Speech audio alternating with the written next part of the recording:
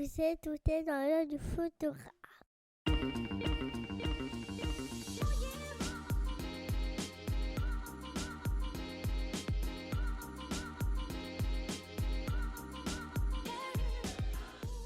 Bienvenue dans ce podcast par un photographe sur une photographe pour les photographes. Je suis Julien Pasternak et aujourd'hui, je vous emmène dans l'œil de Margot Pastor.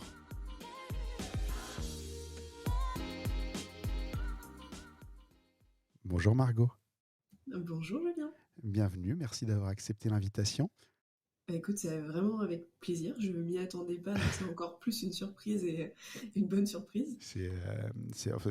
Pour moi, c'est pas une surprise parce que ça fait un petit moment que je sais qu'on va discuter un jour. Pour la petite histoire, on s'est connus à Rise Up, je pense qu'on se connaissait par les réseaux sociaux auparavant, mais on s'est connus à Rise Up en novembre dernier. Je t'ai dit, tu m'as fait un tout petit peu peur au premier abord parce que tatouage, parce que regard décidé, parce que l'air fait pas chier, qui est probablement un peu autodéfense, j'imagine, au premier contact.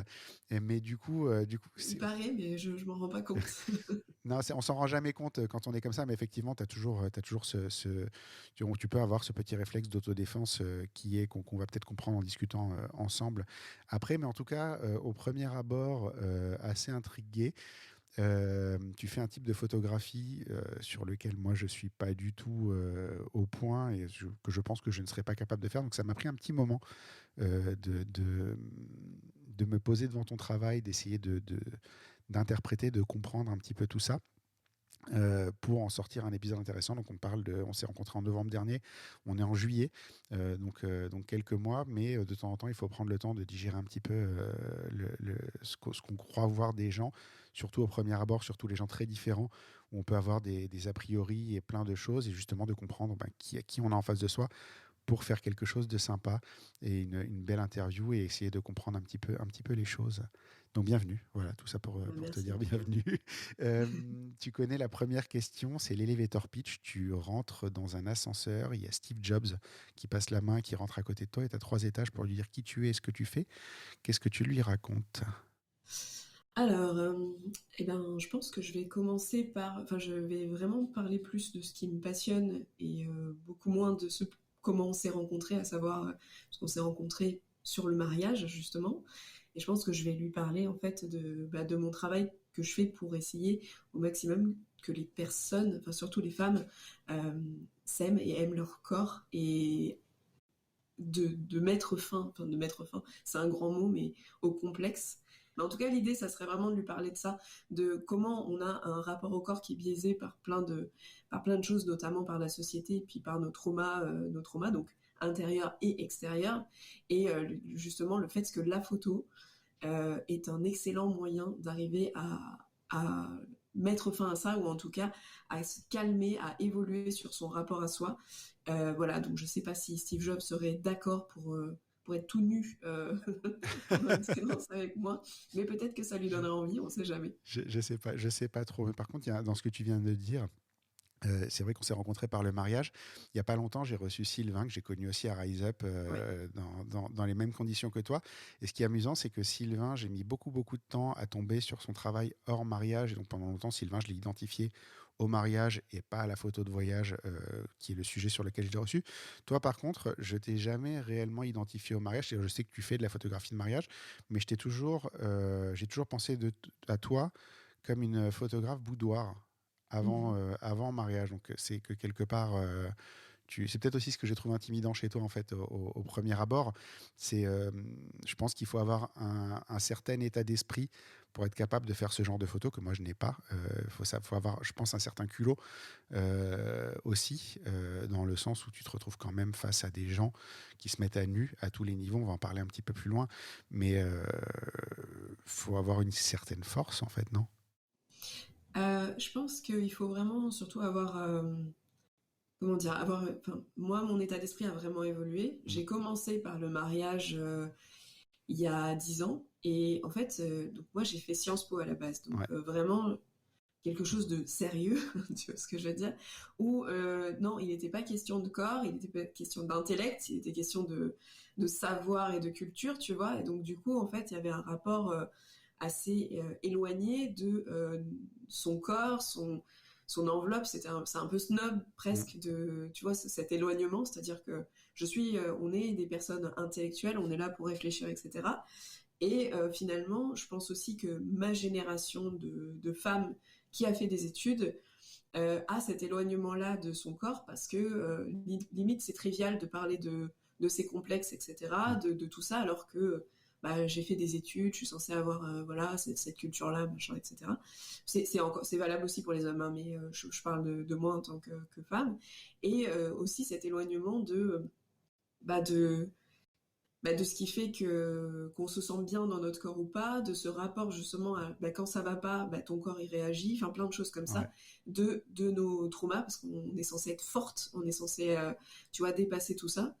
Et donc la nudité, non, surtout pas, parce que si jamais tu te mets nu, tu risques pas d'arriver à trouver du travail ou quoi que ce soit. Donc il y a ce truc un peu dénigrant, tu vois, de dire non, en fait le corps c'est trivial.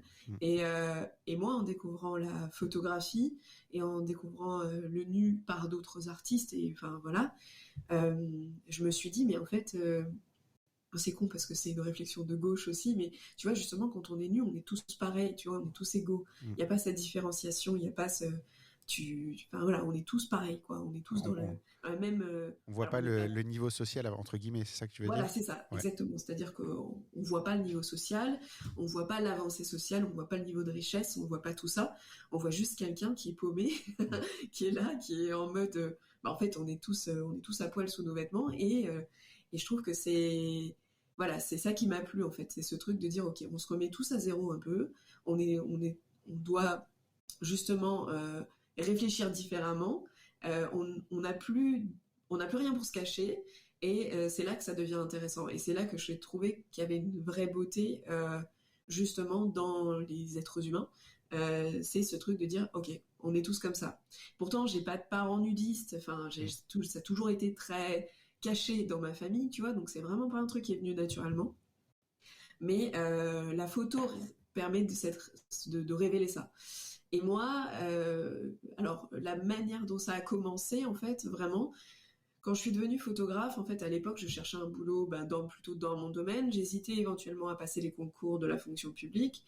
Mais j'étais hôtesse d'accueil en entreprise, dans un contexte qui me ressemblait pas du tout, dans le 16e arrondissement, tu vois.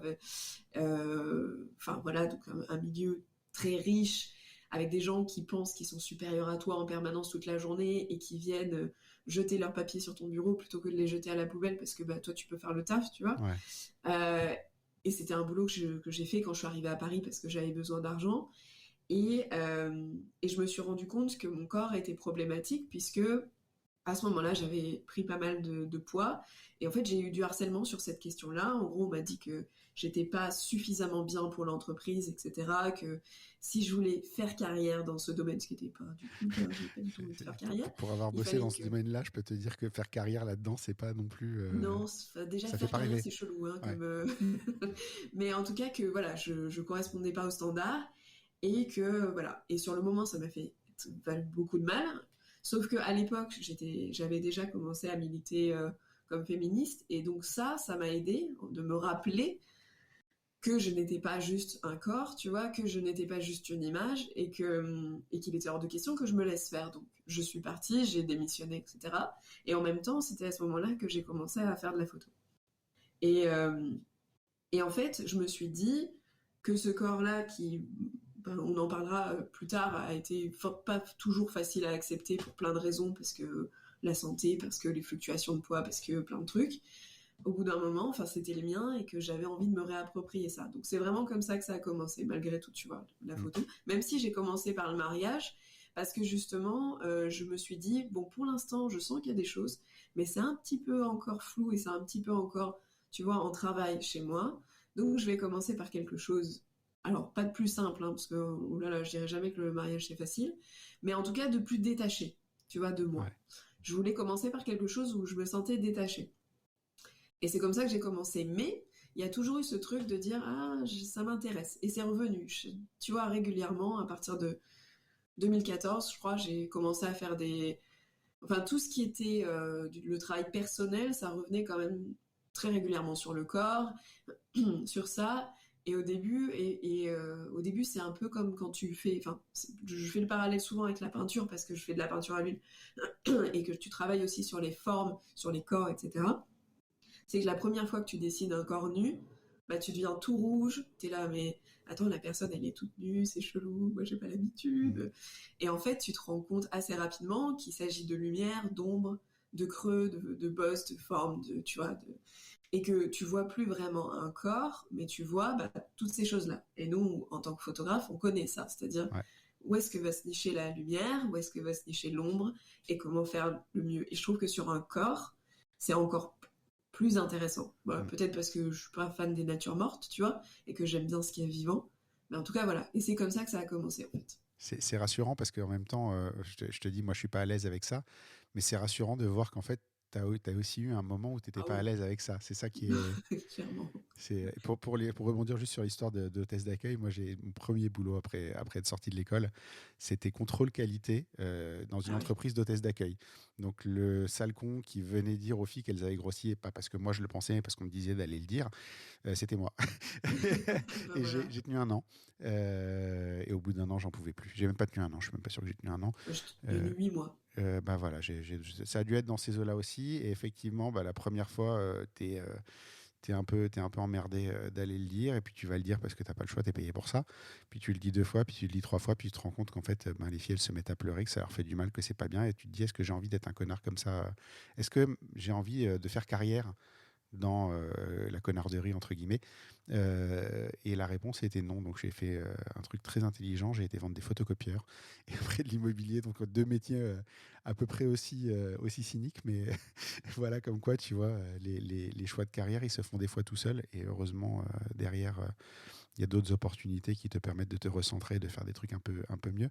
Mais ça résonne ce que tu viens de dire, parce que j'ai été pile en face pas de toi, parce que je pense qu'en termes de timing, ça ne correspond pas. Tu devais avoir 15 ans à l'époque. Donc, je ne pense pas qu'on a pu se croiser dans ce genre de boulot. Mais de filles qui étaient comme toi, en fait, qui étaient jeunes. Enfin, la plupart des hôtesses d'accueil, elles ont une vingtaine d'années. Elles ne sont pas forcément toutes encore à l'aise et capables de s'imposer dans ce genre de situation. Effectivement, ce genre de trucs, elles les prennent en pleine poire. Et je ne suis pas sûr que ça peut leur faire que du bien. Non. Donc, ça, c'est d'une manière un peu bizarre. Ce que tu viens de dire me parle beaucoup.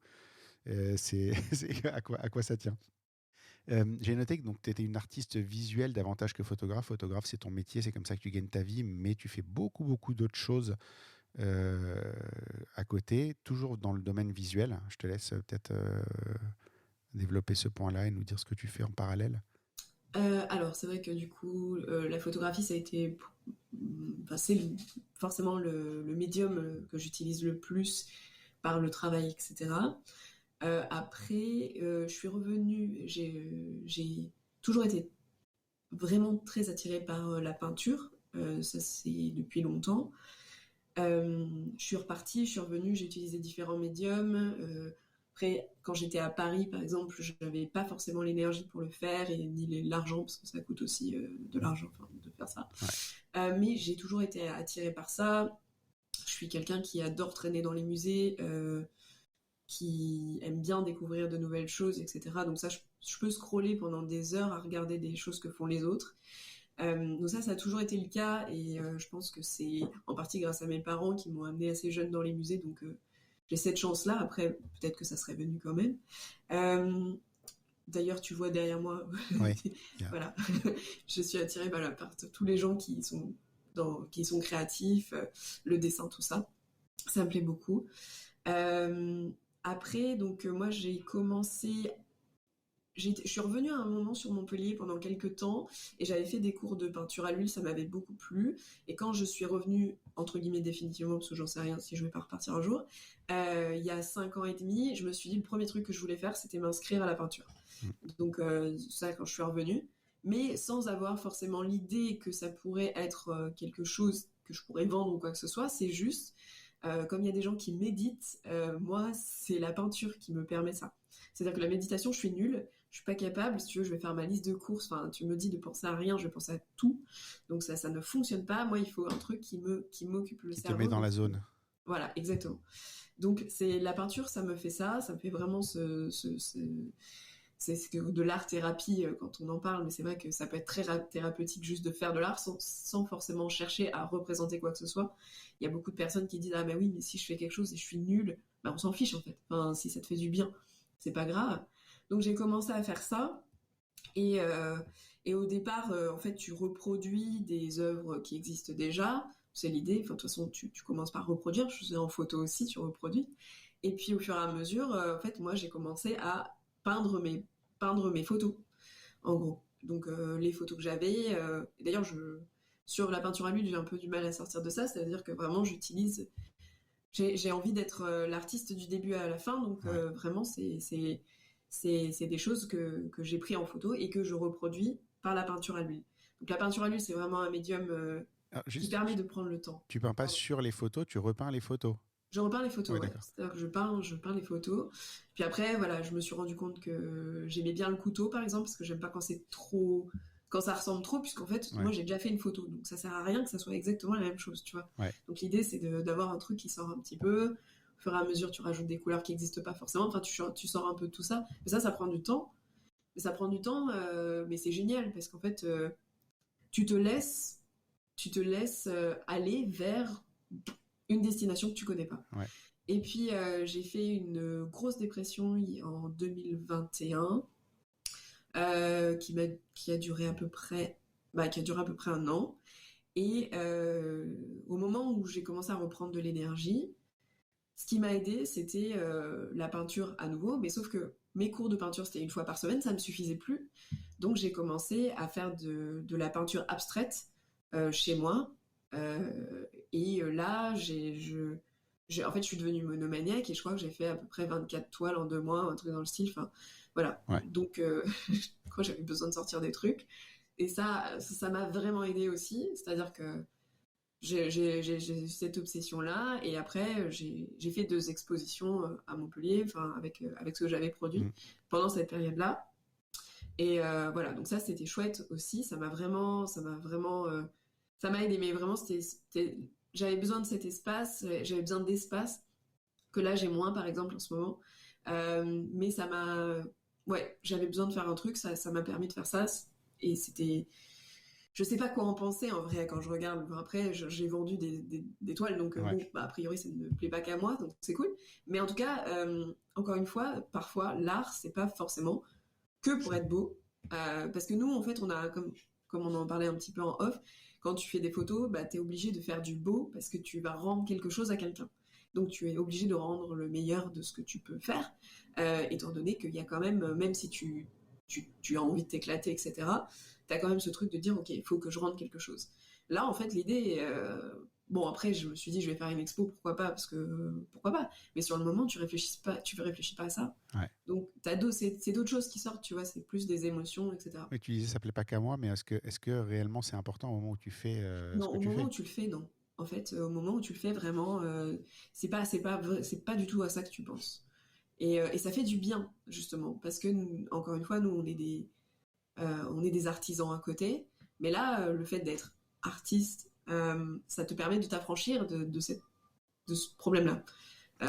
Alors, parce que je suis artiste à mon niveau et que je gagne ma vie par la photo aussi, hein, tu vois, ça me permet de m'affranchir par ça. Si j'étais que artiste, peut-être que je serais obligée de faire des choses qui plaisent à des gens. Mais du coup, tu disais un truc, tu disais j'avais le temps et j'ai moins le temps maintenant.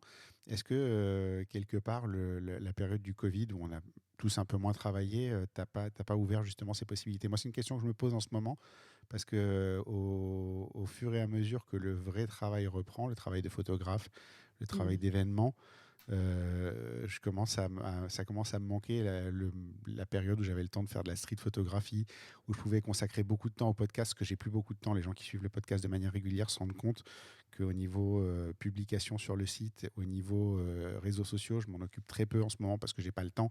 En gros, je fais les épisodes et c'est tout, tu vois. Et quelque part, ça me manque un peu cette période où j'avais du temps à consacrer à des trucs qui n'étaient pas forcément de la rentabilité pure, quoi. Bah, clairement, je pense que ça a été une crise assez importante. Enfin, le Covid, ça a permis de se poser moi, je sais que ça a été une crise sur la question du mariage. Mm. C'est-à-dire que vraiment, je me suis posé énormément de questions de savoir si je continue ou pas à le faire. Parce que, bah, complexe, enfin, ça a été complexe, pas pour tout le monde, hein. Je pense que tu vois ce que je veux dire avec les clients. Il y avait une espèce de tension qui me plaisait pas du tout entre nous. L'argent qui est au milieu et où tu te dis, bon, je suis obligée de défendre Ouais. mon bout de pain parce que j'ai pas le choix, parce que bah, les autres le font aussi, c'est-à-dire les salles, les traiteurs, etc. Mais ce Et qui était ça, terrible, c'est que t'es dans un boulot de relation où tu dois nouer des liens avec les gens ouais, et que tout d'un coup, le lien devenait purement pognon c'est ça, et conflictuel. exactement. Et t'as plus, enfin, quand tu as eu un conflit avec quelqu'un pour qui tu dois tout donner derrière, comment est-ce que tu fais? Bah, c'est ça. Moi, je sais que c'est vraiment un truc qui est hyper important pour moi. Comme beaucoup de photographes, il y en a d'autres qui sont peut-être un peu plus détachés, hein, je juge pas. Et d'ailleurs, j'aimerais bien être plus détachée que ça, tu vois. Mais vraiment, moi, ça a été hyper problématique de me Mm. dire, enfin, on s'est engueulé, maintenant, il va falloir que je leur fasse les photos Ouais. ou pas, ou Il faut que tu machin. arrives en souriant, te collant à eux toute la Ouais, journée, en essayant. Parce que ce que les gens qui font pas de mariage peuvent pas forcément comprendre, c'est que tu as des efforts, c'est un effort énorme sur une journée, un mariage, et oui, que l'amour que tu as pour tes mariés joue beaucoup dans ta capacité à faire cet effort. À faire cet effort, ces petits efforts répétés, difficiles, de se mettre à genoux, de se mettre debout sur une chaise, d'aller courir pour prendre du recul, de courir pour revenir rapidement tous ces petits trucs en fait qu'à un moment en fait t'es fatigué, t'as plus envie de les faire et tu fais cet effort là parce que t'as vraiment envie de faire plaisir à quelqu'un quoi. On a tous eu un job où ça se passait moins bien avec les mariés où ils te traitaient d'ailleurs c'est un peu un piège parce que je m'en suis rendu compte là, j'ai croisé un de mes anciens mariés dont j'ai toujours été persuadé qu'il n'était pas très très content de ce que j'ai fait, qui en fait est super content de ce que j'ai fait, mais dans la manière dont il l'a exprimé, tu vois, c'est pas ce qui a été perçu et ces gens là, est-ce que tu fais cet effort supplémentaire pour eux? Comment tu arrives à te motiver à le faire alors que t'as pas cette envie euh, viscérale de faire un truc pour leur faire plaisir, quoi? bah, c'est ça. Moi, je me suis rendu compte que cette envie viscérale, elle est partie en grande partie, enfin, ouais, elle s'est s'est enfuie un petit peu pendant le Covid, Ouais, et que j'ai encore du mal aujourd'hui à retrouver ça. Donc ouais. c'est vrai que c'est une chose sur laquelle je me questionne encore. Euh, j'ai du mal à retrouver un petit peu ce truc du début où tu vois, j'avais vraiment L'enthousiasme. cet enthousiasme, voilà, cette fraîcheur, cette envie de faire plaisir, etc. Donc parallèlement, bah justement, enfin, c'est vraiment pendant cette année de Covid, etc. Puisque bon, il faut le rappeler aussi à ceux qui ne savent pas forcément, mais on a été quand même un peu empêchés de travailler, quoi. C'est-à-dire que tout Ouais. le monde est reparti au taf et nous on était là genre ben on fait quoi? Parce que là tout avait Oui. été annulé. Une fois sur deux, on n'avait pas le droit de bosser parce qu'il y avait la loi qui changeait, machin, etc. Donc nous on pouvait rien faire, ou alors c'était pas légal et du coup, enfin voilà, Où tu entre pouvais bosser, photographes. mais on te laissait pas rentrer dans la mairie parce que c'était 9 personnes maximum. Voilà, ou alors tu n'avais pas le droit de faire un shooting avec des familles parce que tu n'avais pas le droit, alors que les chasseurs, ils avaient le droit d'aller d'aller Ouais, ouais, chasser, ou je ouais. sais pas quoi. Alors, enfin, même en extérieur, on n'avait pas Ouais. le droit de Puis bosser. même quand tu Donc ça, pouvais, il fallait porter le masque. Et puis voilà, ouais. fallait porter le masque. Donc tout ça, je trouvais que enfin, tout ça, ça a été d'une violence assez extrême, et je pense que je suis pas la seule à l'avoir ressenti.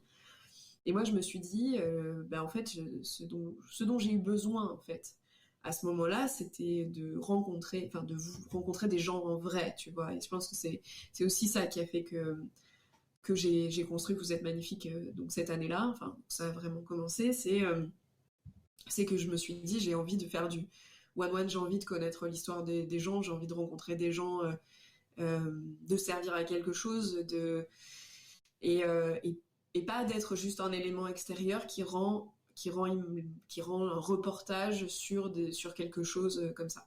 Ensuite, il y a un truc aussi qui s'est inversé, c'est pendant cette période et après, enfin, pendant ma dépression, etc., machin, le mariage est devenu un sujet beaucoup plus sensible pour moi, et dans ma vie, que ne l'était finalement la photographie boudoir, etc. Mm.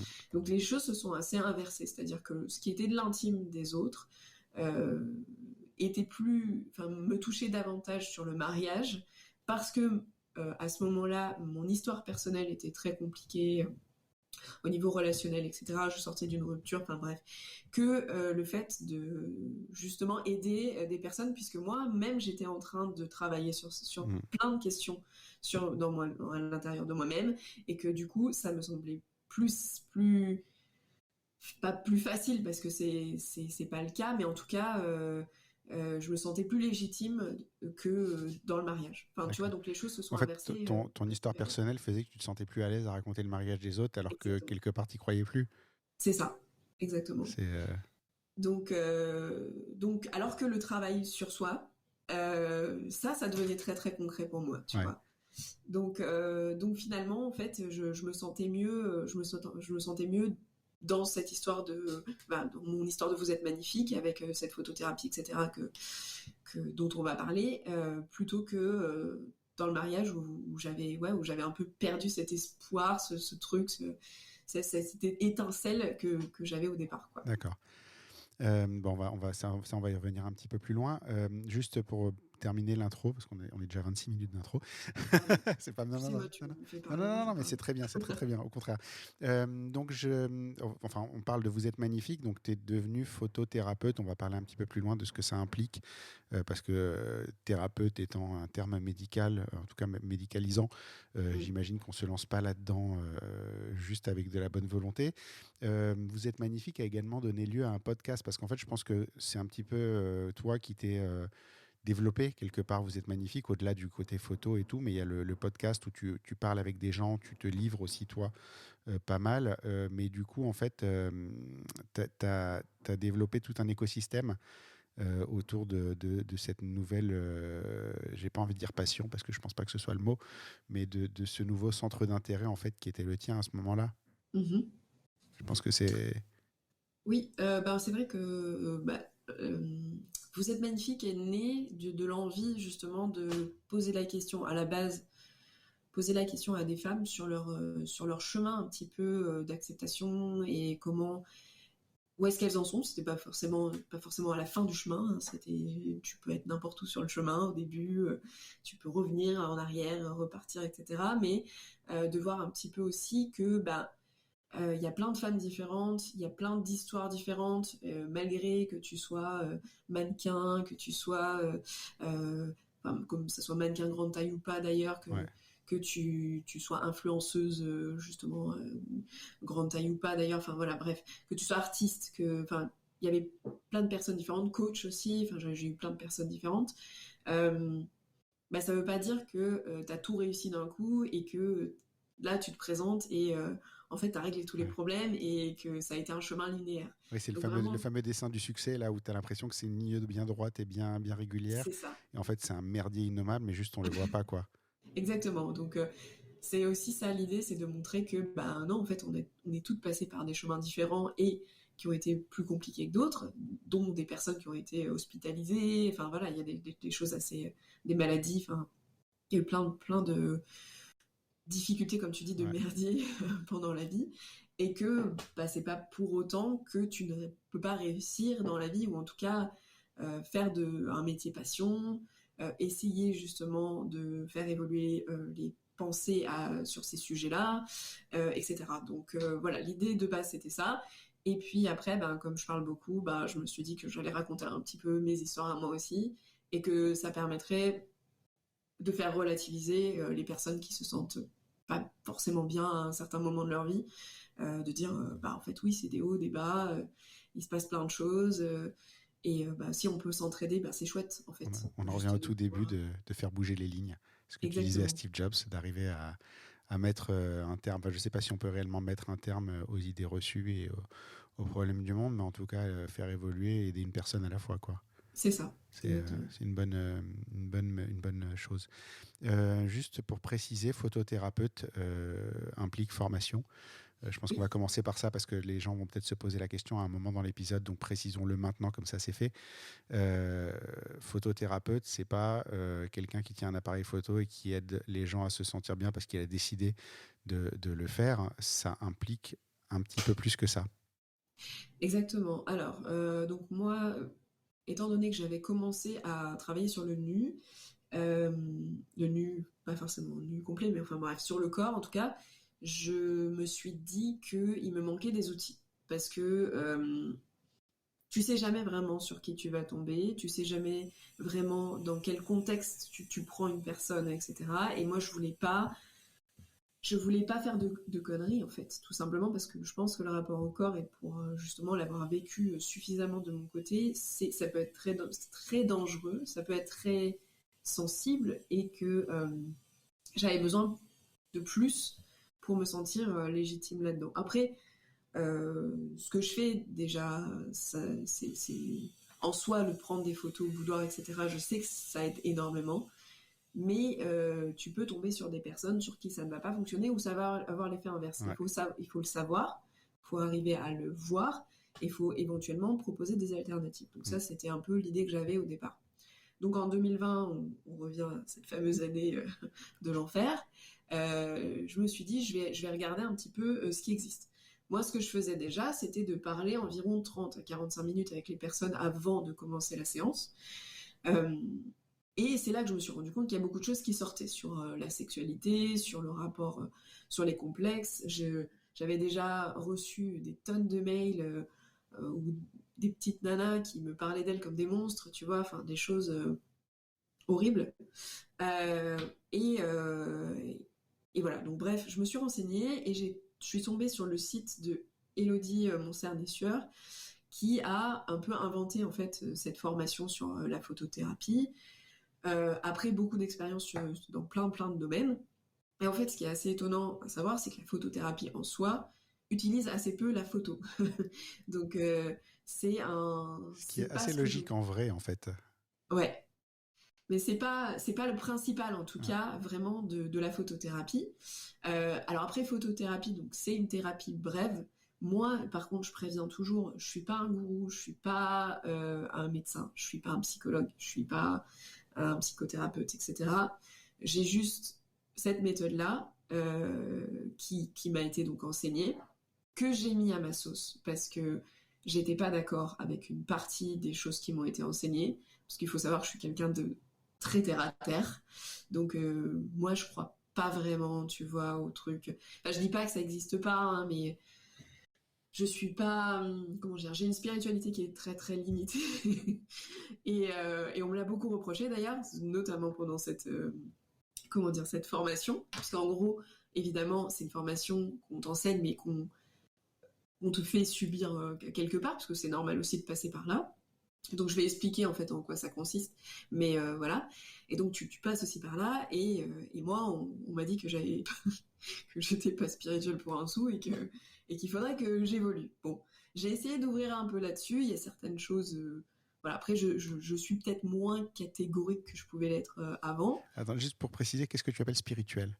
Alors, tout ce qui est, tu vois, de croyances les croyances religieuses sur des vies antérieures, ouais, sur ce genre de choses. Alors, le féminin sacré aussi, ou peut-être on en reparlera, ou peut-être pas, mais vraiment, je suis pas du tout dans cette mouvance-là, tu vois, par exemple. Je crois pas du tout à ces trucs-là. Enfin, voilà, il y a beaucoup de choses sur la lithothérapie, les pierres, tout ça, enfin, ce genre de trucs. Tu vois, ça, c'est pas du tout mon mode de fonctionnement, et c'est pas du tout la manière dont j'amène les choses aux femmes qui sont en face de moi.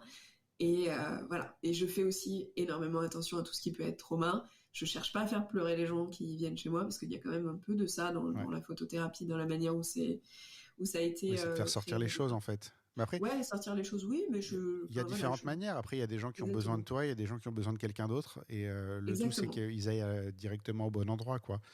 Enfin, tu vois, tu parlais de spiritualité. Je pense que je suis plus comme toi, je suis très terre à terre. Par contre, encore une fois, on l'a dit hors antenne, on l'a pas dit en enregistrement. Moi, je suis pas du genre à tracer une ligne dans le sable et à dire cette ligne-là, tu vas pas la passer, parce que j'ai décidé que derrière c'était le mal absolu, et que voilà. Des fois, j'aime bien ce côté irrationnel. J'ai beau être très très terre à terre et très très j'aime bien ce côté un peu irrationnel de dire l'univers te répond, tu vois. Je sais pas si ça te parle, ça. Si, mais je suis un peu comme toi, c'est-à-dire que moi aussi ça m'intrigue, tu vois. Je me dis aussi. Avant, j'étais beaucoup plus cartésienne, enfin, tu vois, j'étais beaucoup plus. Non, mais alors, attends. Sciences Po, quoi. C'est Sciences Po, efficacité avant tout. Ouais. Non, et puis par mon père, enfin voilà, c'est aussi une culture qui est une culture très athée, très. même anticlérical quand j'étais jeune, tu vois. Donc bon, tout ça a toujours été un peu, c'est pas mon truc. Maintenant, c'est différent, tu vois. Il y a des choses, c'est pas auxquelles je crois, mais il y a des trucs que tu sens, tu te dis ah bah tiens, ça éventuellement. Je ferme pas complètement la porte.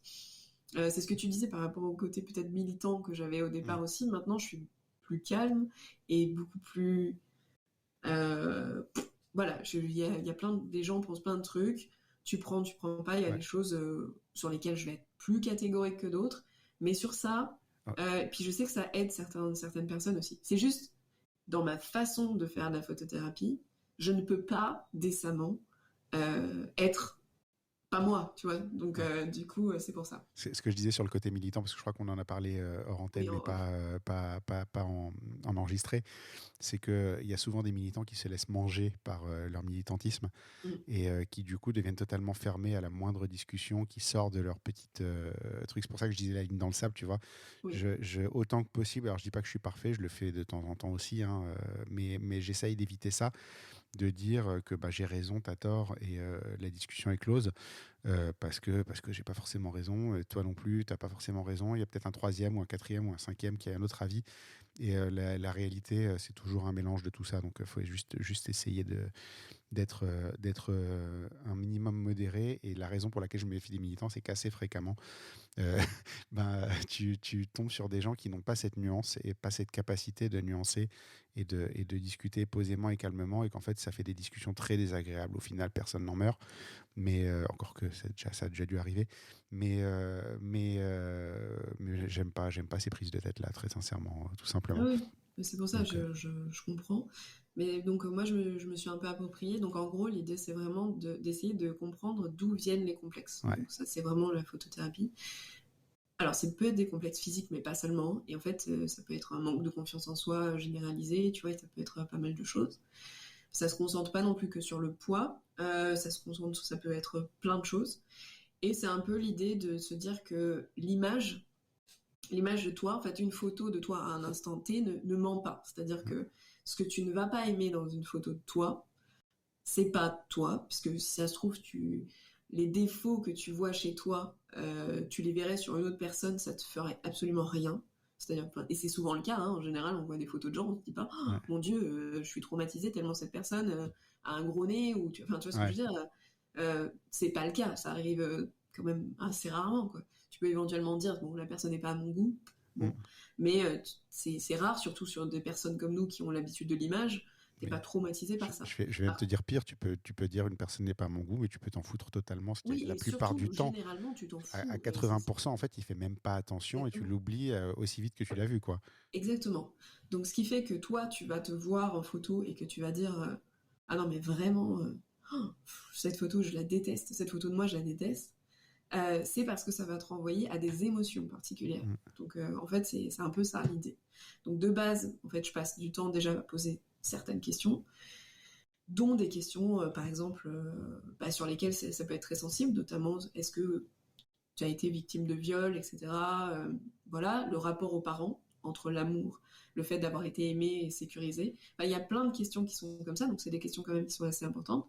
Et après, tu essayes de savoir un petit peu, donc déjà, tu as un tableau, en fait. L'idée, c'est de faire un tableau de la personne, et des traumas, et des complexes, et en fait, d'arriver à savoir quand est-ce que est-ce que les complexes et les traumas sont arrivés en même temps, ou pas, tu vois, d'arriver en fait, à voir un petit peu quand est-ce que ça a commencé, que tu as commencé à te dévaloriser, quand est-ce que tu as commencé à te détester ton poids, à quel moment ton nez est devenu insupportable pour toi, est-ce que ça a toujours été le cas ou pas, est-ce que ça a un rapport avec le fait que ton père qui a la même tête que toi est décédé à ce moment-là et que du coup t'arrives pas à l'accepter, enfin tu vois, il y a plein de choses en fait où on se rend compte qu'il y a des liens entre ces traumas et ce qu'on renvoie physiquement, et aussi que les maux du corps sont aussi liés à des maux de la tête en fait, et que généralement quand ça va pas dans ta tête, ton corps en fait va te protéger d'une certaine manière. Alors c'est pas la manière dont toi t'aimerais forcément, mais en fait il va t'indiquer des choses, il va t'envoyer des messages, et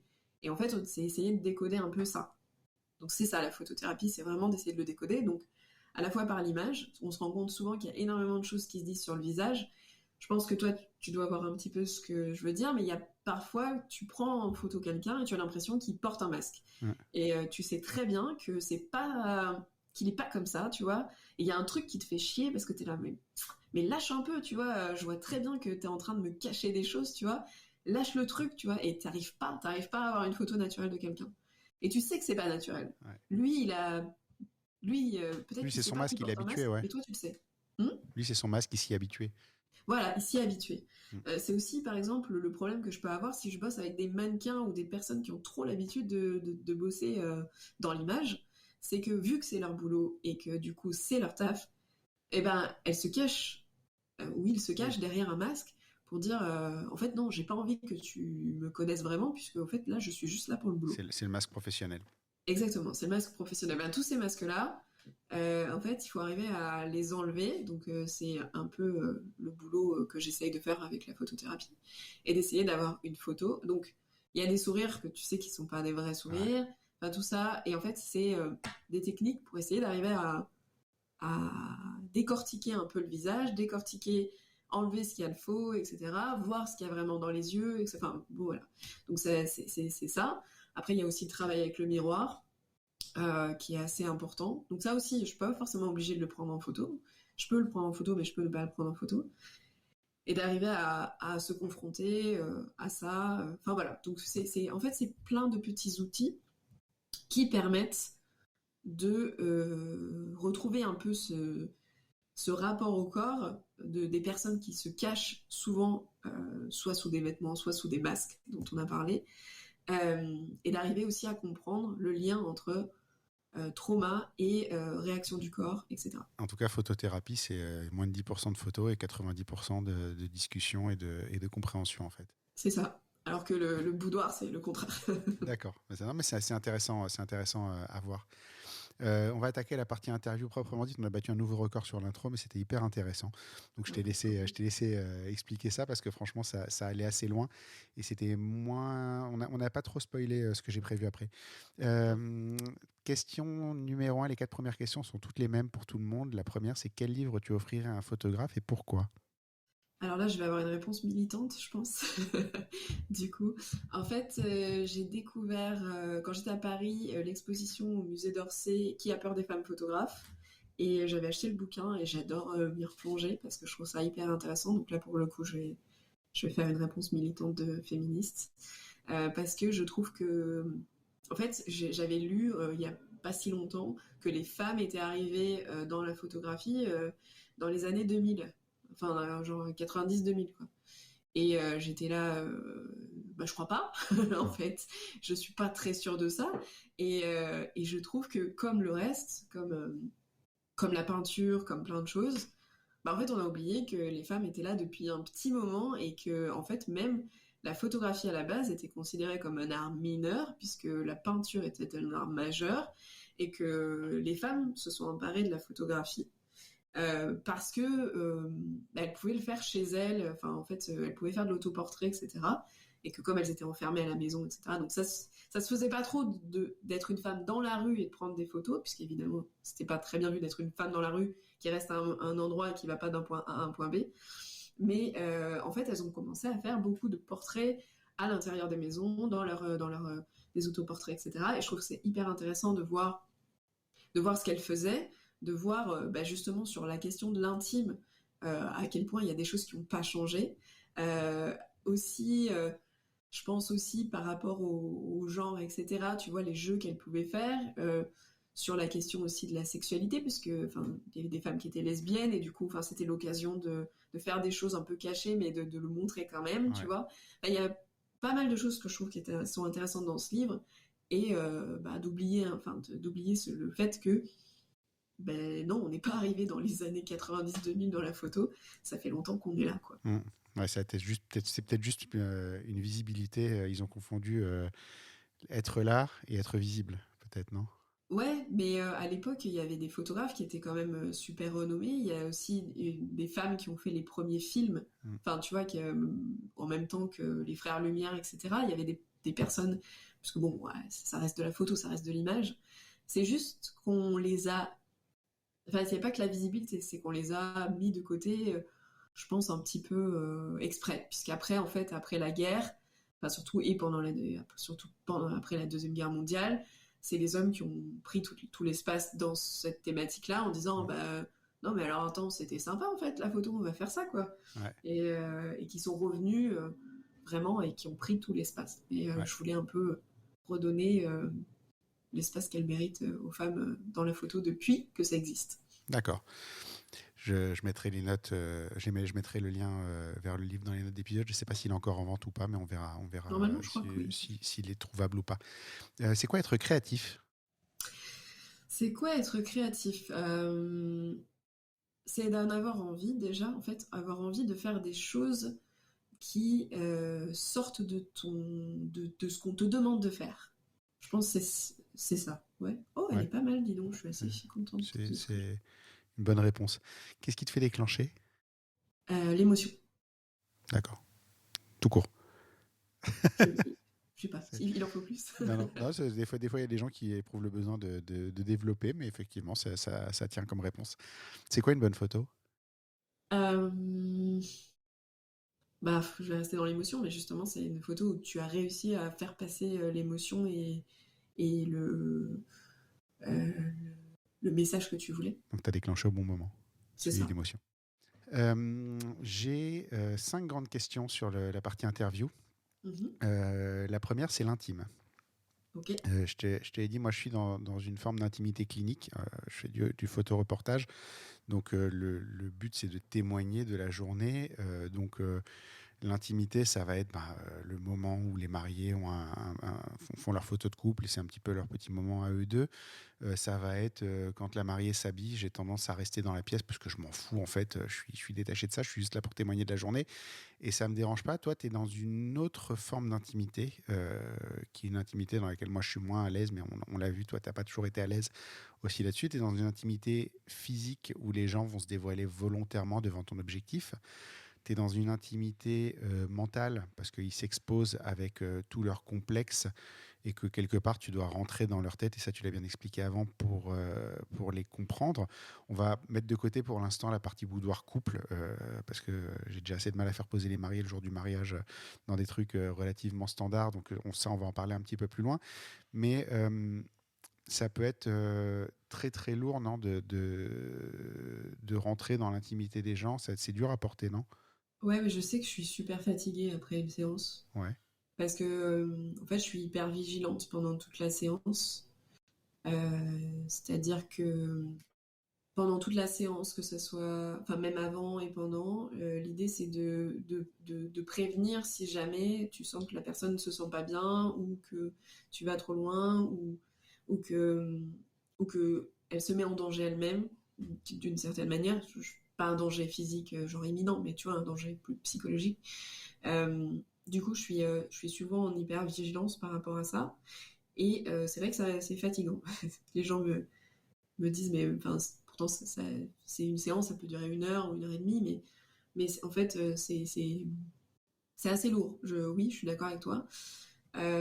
Après, je pense que c'est un peu mon super pouvoir aussi, du coup, d'arriver à avoir cette proximité avec les gens qui se fait facilement. Parce que je pense qu'il y a cette écoute-là. Je dois plus avoir cette air de me fais pas chier quand je suis dans ce cas-là. C'est dans ton élément en fait. C'est ça. C'est que je me sens dans mon élément, c'est-à-dire que je me sens proche de la personne. Je me sens. Enfin, je veux dire, il y a beaucoup de personnes qui passent devant mon appareil photo qui deviennent des amis. Qui reviennent après, qui me donnent des nouvelles, enfin voilà, j'ai ce truc où le fait de se mettre nu devant moi, c'est une telle forme de confiance et que je prends hyper au sérieux en fait. C'est-à-dire que pour moi, tu me fais un cadeau en fait, tu me fais un cadeau énorme que de te mettre dans cette situation et d'accepter que moi, je sois là pour que tu puisses te sentir mieux, que tu puisses te libérer d'un poids. Donc je prends ce poids, c'est vrai, mais cette confiance-là, elle est assez incroyable pour moi. Juste pour relativiser l'air de fait pas chier, parce que c'est un truc il faut préciser. On parle d'un environnement où on est 70 personnes en tout dans un chalet. divisé en groupes de 15 personnes qui ne se connaissent pas forcément. Enfin, je pense que sur le groupe, si tu en connais 3 ou 4, c'est déjà bien. Et donc, effectivement, je pense que dans un environnement aussi avec autant de monde que tu ne connais pas, tu es obligé d'être un peu sur la défensive.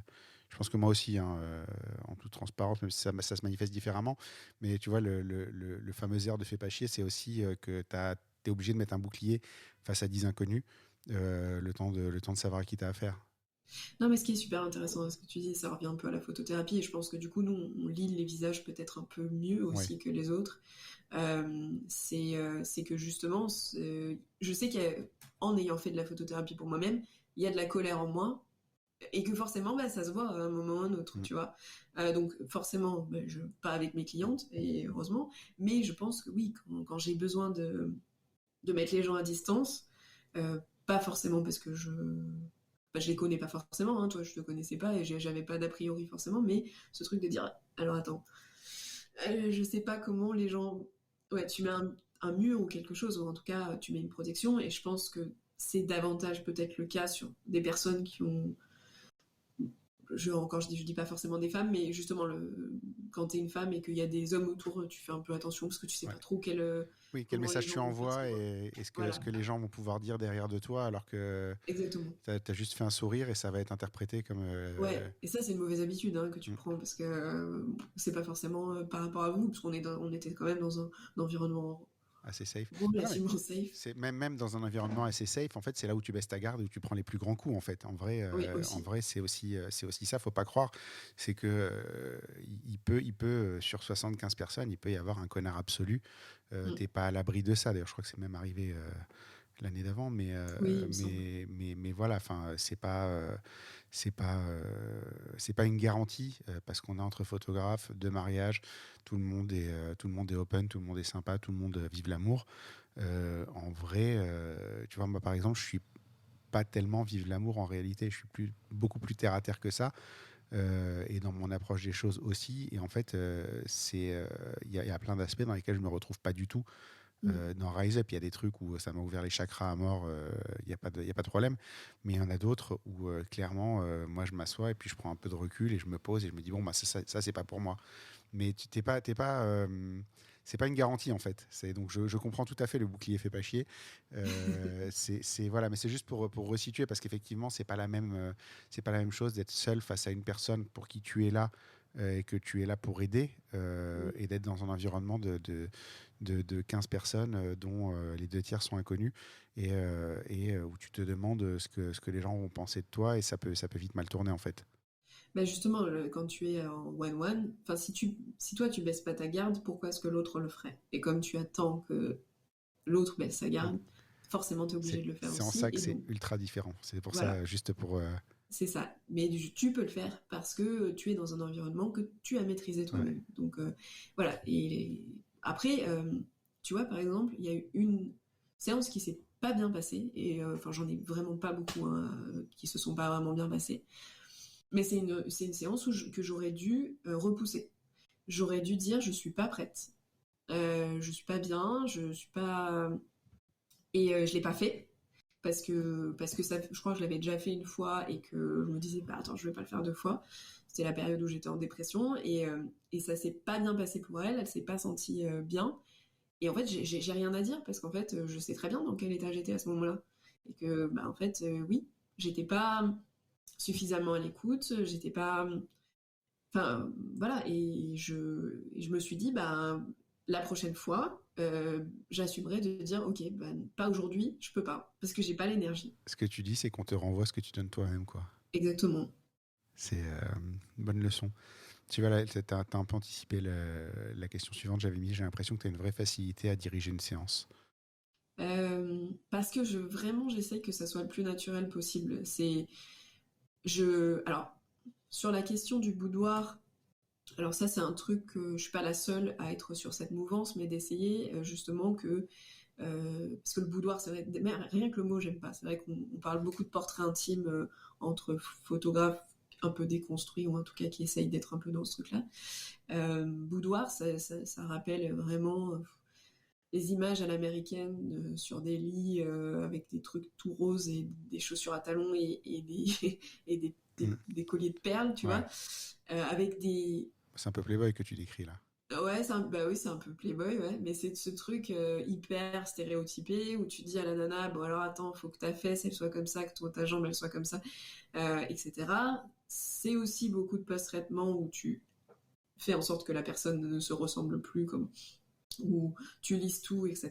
Et ça, vraiment, je me suis jamais retrouvée là-dedans. Il y a beaucoup de choses que j'ai vues au départ qui étaient ce que j'appelle de la photographie masturbatoire pour photographe AUX, où tu mets une pauvre nana qui commence la photographie dans des situations parce que c'est un fantasme pour toi et parce que du coup t'as envie, ça veut pas dire que tu toucheras cette fille ou quoi, mais c'est juste j'ai envie de faire cette image parce que moi ça m'excite.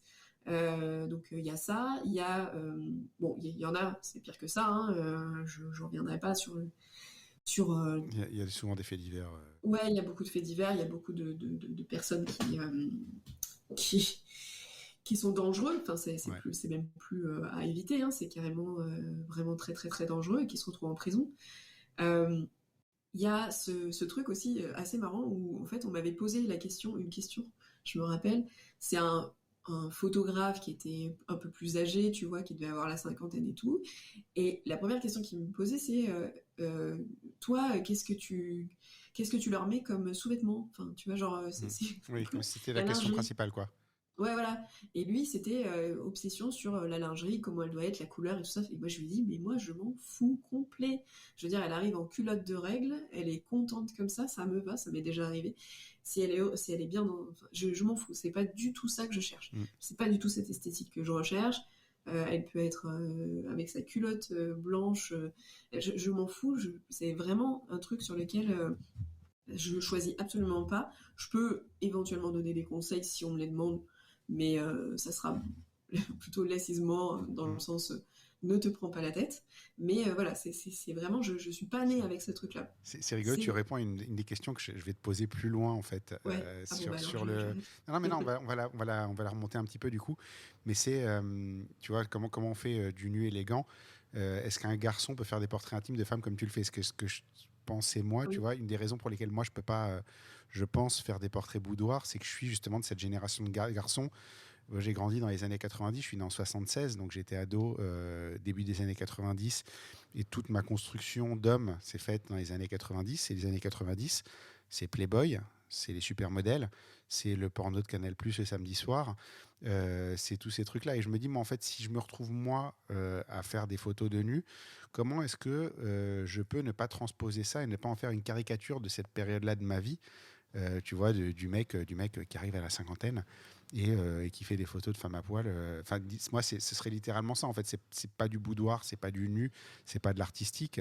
J'arrive pas à me dire que je pourrais faire des photos comme ça qui ne soient pas des photos de femmes à poil. Tu vois ce que je l'avoue, c'est pour ça que je le fais pas, hein. Je l'avoue de la manière la plus candide possible, mais effectivement, ouais, j'arrive pas à... Peut-être que c'est un problème de compréhension tout simplement, ou que c'est que ma vision des choses n'est pas forcément d'aider quelqu'un, mais de réaliser une photo de la même manière que le mec te demande quel sous-vêtement tu leur mets.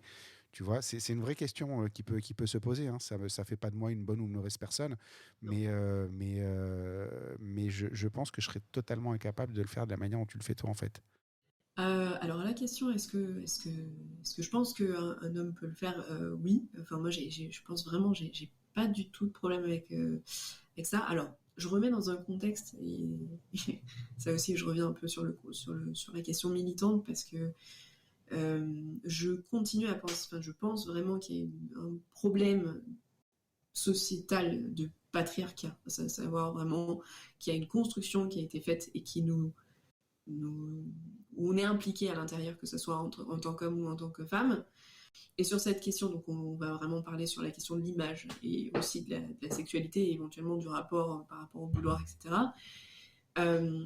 C'est que forcément, je pense qu'il faut passer par une période de désintox. Et qu'on soit un homme ou une femme, hein. C'est vraiment les deux, parce que moi, bon, même si je suis née donc à la fin des années 80, les années 2000, c'était 90 et 2000, enfin 2000, c'était pas ouf, hein, en termes de relations au corps, de porno, etc. aussi. Enfin, on a eu notre dose de nanas enfin, les nanas qui faisaient du 34-36 dans tous les magazines et partout, ce rapport constant au poids qu'on peut faire, etc., au fait de ne pas être suffisamment bien, machin, de ne pas être suffisamment sexuel ou trop, et pas assez, enfin, ça, je pense qu'on en a tous bouffé, parce que je pense que les choses évoluent que depuis très très peu de temps.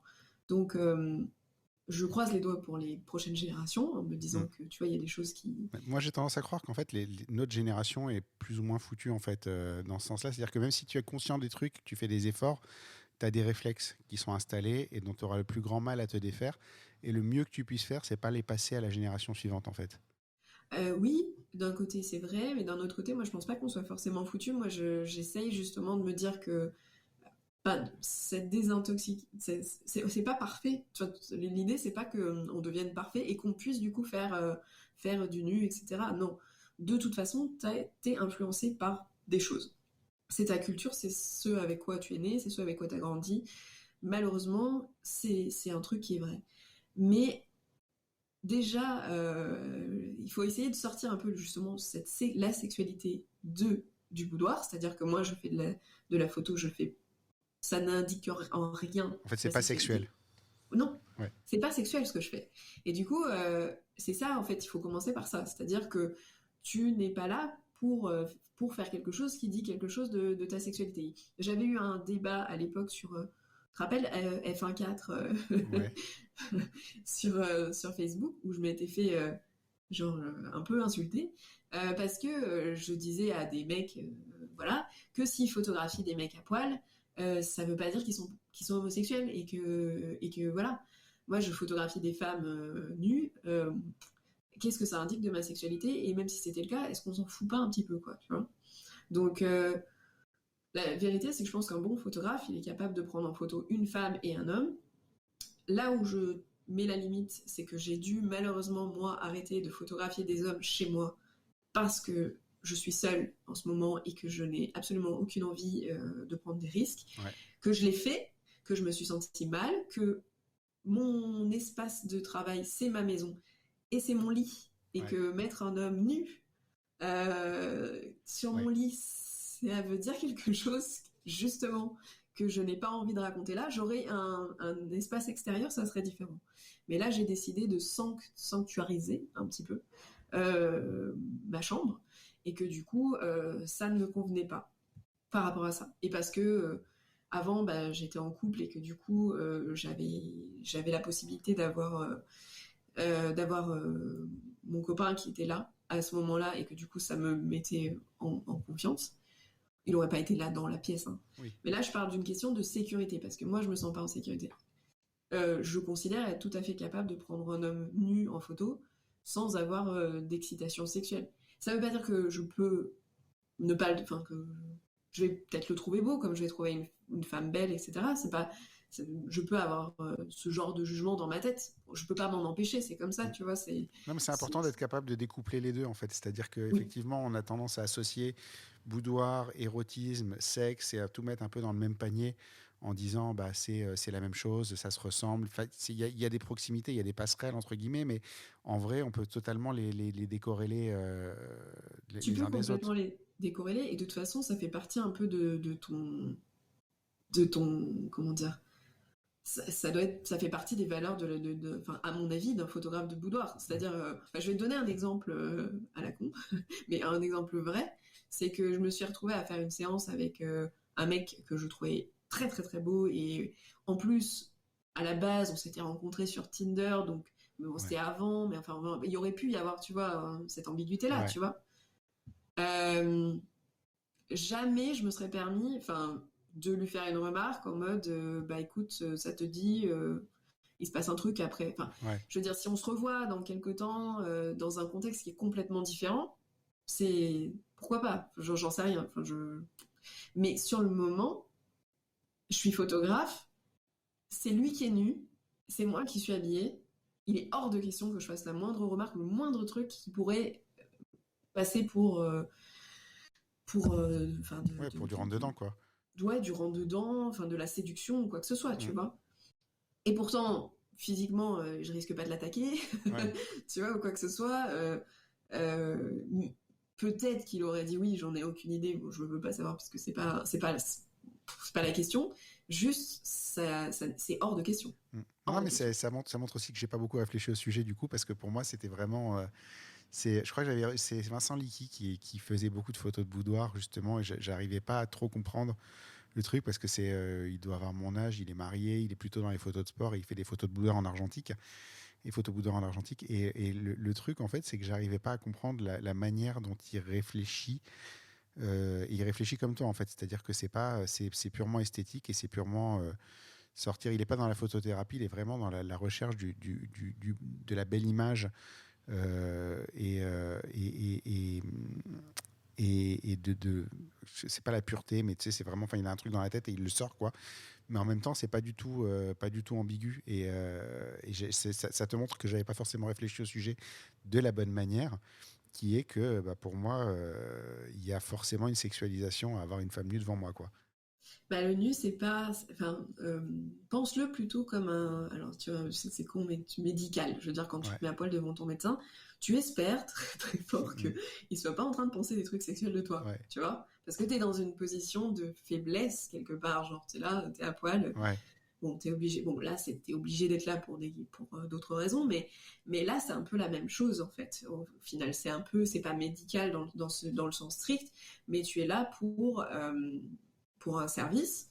Tu es là aussi pour une recherche ou pas d'esthétisme, parce que ça aussi, c'est une question qui est assez importante, je pense, la question de l'esthétique. Je sais qu'il y a l'esthétique, la recherche brute d'esthétique peut être très très influencée par notre culture, comme on disait tout à l'heure, c'est-à-dire forcément une belle femme, c'est une femme qui fait du 34-38 maximum, qui est comme ça, etc. Dans l'esthétique, quand je dis l'esthétique, c'est pas forcément 34-38 non plus. Non, mais je parle pas forcément de la personne dont tu parles. Je parle souvent en général, ça peut être l'idée principale parce que c'est les canons de beauté, entre guillemets, c'est les standards qu'on a vus. Moi, je le pense pas, mais ça peut être quelque chose... Tu te conformes à l'idée reçue générale. Voilà.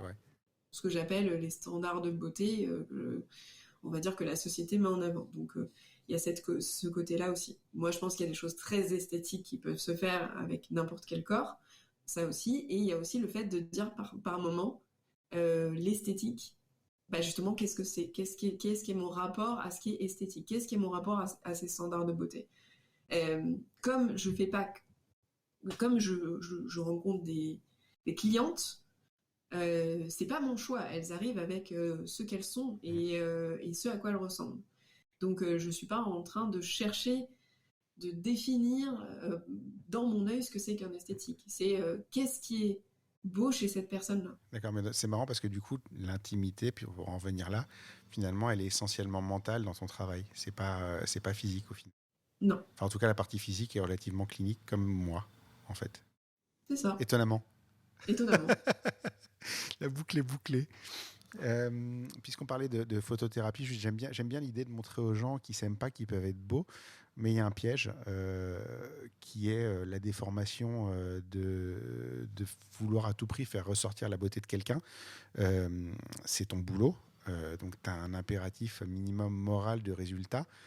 Et en même temps, on a tous un exemple de portrait qui ressemble pas vraiment à son modèle, tu vois, où le portrait est beau, mais en fait, tu reconnais pas l'essence de la personne dedans. Comment est-ce que tu évites ça ? Comment est-ce que tu arrives à faire beau mais pas faux, en fait, quelque part parce que ça peut être tentant aussi de prendre le petit raccourci comme on a en mariage, plein de petites techniques pour faire vite fait des fois des portraits de couple qui marchent, tu vois. Enfin, je veux dire, on a tous ce truc-là tiens, une fenêtre, de la lumière, on va les mettre là, on va faire le truc, c'est safe. Pam, c'est réglé. Comment est-ce que tu arrives à ne pas tomber dans ce piège-là, justement, de vouloir faire beau à tout prix, mais pas forcément fidèle ? C'est un petit peu là ce dont on parlait. Alors, je pense qu'il y a plusieurs choses. Déjà, je livre une galerie qui est assez conséquente. Après, les personnes choisissent les photos ou alors ils prennent la galerie complète. Mais déjà, bon, tu peux pas avoir quelqu'un qui ne se ressemble pas sur absolument toutes les photos. Ouais. Oui, il y a un choix. Voilà. Déjà, je retouche pas ou peu. Donc, voilà, vraiment, ce que je peux retoucher éventuellement, c'est t'as un bouton qui est venu hier soir de manière impromptue juste avant la séance, bah, je vais l'enlever, mais je retouche très très peu. Enfin, vraiment, c'est très très très peu. Donc, ça sera juste colorimétrie, recadrage, et c'est tout. Donc, au final, après, elles le savent, c'est-à-dire que moi, je ne lisse pas la peau, je n'enlève pas les rides, je n'enlève pas les cernes, je ne cherche pas à changer le corps. Et pendant la séance, je ne cherche pas non plus à changer le corps. C'est-à-dire que tu as aussi des tricks, tu vois, quand tu es photographe de boudoir. Ah bah tiens, ça, on va pouvoir le planquer en faisant... je sais pas, tu vois, tu caches le ventre, tu vas changer tel ou tel angle, tu vas utiliser la lumière de telle ou telle manière pour que ça amincisse. Enfin, je veux dire, Oui. on connaît, ça existe. Ta retouche, elle est faite au moment de la prise de vue, quoi. C'est ça. Moi, je cherche pas du tout à faire ça. J'ai pas de ah bah tiens, elle est grosse, donc je vais lui faire ce genre de pose et pas ce genre de pose là. Généralement, j'essaye toujours que ça soit des poses qui soient confortables, donc je leur demande pas de rentrer le ventre, je demande pas ce genre de choses ou quoi que ce soit.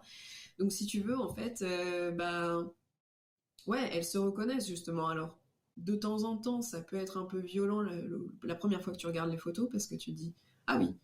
Et puis en fait, souvent c'est avec le temps, tu reviens sur les photos et tu fais bah ouais, mais c'est moi et on n'a rien caché et pourtant les photos sont belles quand même, tu vois. Donc du coup, je pense pas être parfaite à ce niveau-là, je sais pas, enfin tu vois mais en tout cas j'essaye de mentalement me dire toujours de toute façon ça on peut pas le cacher. Je pense l'idée c'est pas de cacher le corps, c'est pas de cacher les vergetures, c'est Oui, pas c'est de de l'accepter cacher en fait. C'est on est là et on est comme ça, c'est mais là. c'est pas si terrible. Et voilà, justement, c'est exactement ça. C'est là et c'est pas si terrible. D'accord. Et c'est plus comme ça. Et c'est pour ça que moi, je trouve que les photos sont belles parce que justement, bah, je reconnais mes clientes. D'accord. Et je C'est pense que ça fonctionne parce qu'elles se reconnaissent. ok. C'est une bonne passerelle vers la question suivante qui est celle d'une forme d'autoportrait. Euh, J'imagine que toi aussi, tu te retrouves parfois dans les portraits que tu fais des gens.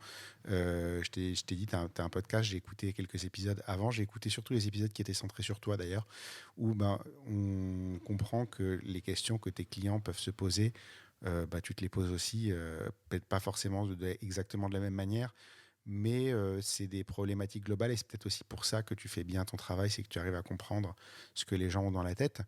Mais en même temps, est-ce que voir, alors je mets des grands guillemets, les défauts des autres et réaliser que bah, parfois ils les exagèrent énormément dans leur tête, ça peut t'aider à relativiser ce que toi tu peux percevoir comme des défauts. Est-ce que justement le fait que les gens viennent sur ton site, voient ces femmes qui se trouvent certainement plein de défauts, mais enfin, quand on voit les photos, tu te dis pas, elle est grosse, elle est pas belle, elle est pas ci, elle est pas ça. Tu te dis, ok, il y a des rondeurs, mais c'est joli en fait. Tu vois, c'est des belles photos, ça les met toujours en valeur.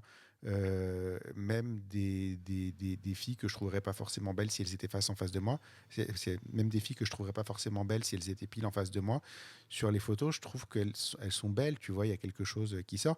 Est-ce que quelque part, toi, tu mets une part de toi dedans et ça t'aide à avancer toi de ton côté?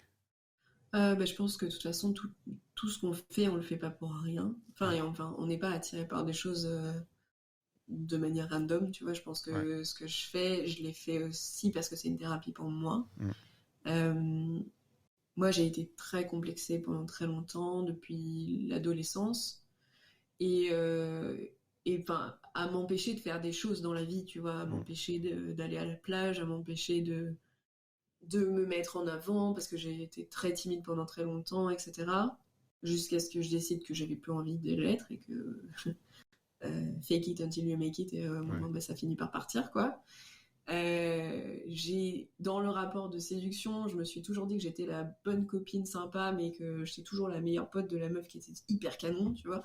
Et du coup, je me suis toujours dit, bon, bah, si physiquement, enfin, entre guillemets, parce que maintenant je relativise ça, mais du coup, il faudrait que je sois intelligente et drôle, parce qu'en fait, je suis pas belle, tu vois. Enfin, je me disais des trucs comme ça quand j'étais ado, et que j'en étais persuadée, hein. Enfin, Mm. j'étais vraiment persuadée de ça.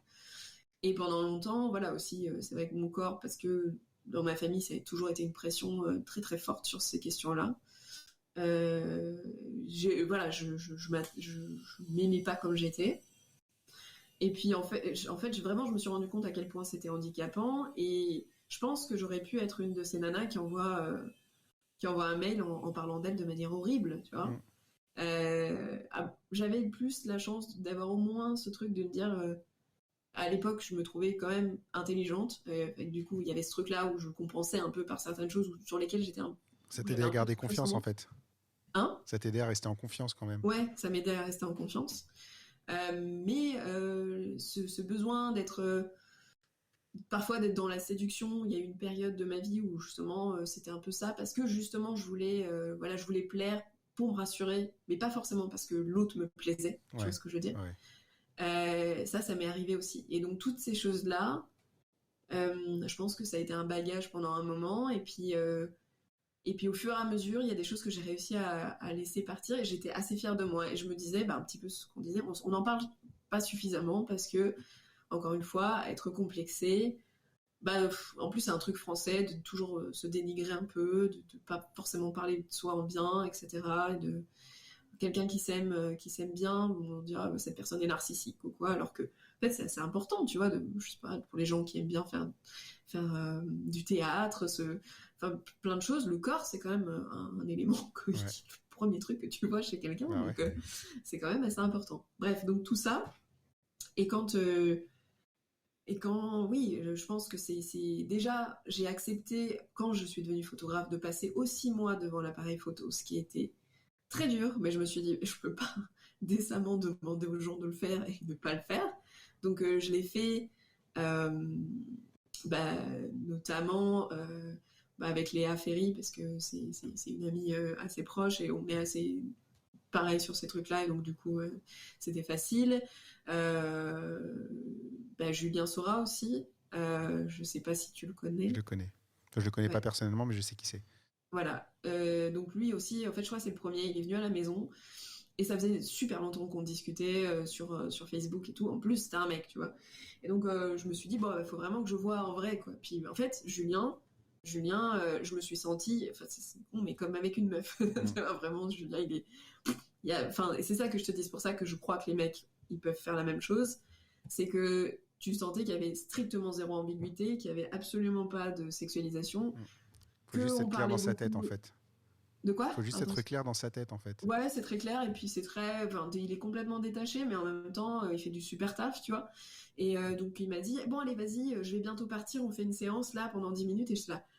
Ah il va falloir que je me mette nue. Et en fait, ça s'est passé hyper bien, hyper facilement. Et je me suis dit, bon, bah. Et ces photos m'ont aidé aussi en me disant, ah bah oui, je me voyais de telle ou telle manière. Et en fait, non. En fait, c'est de un, tout ce que je m'en faisais toute une histoire, ce serait rien du tout. Et puis en fait, non, c'est pas si difficile que ça.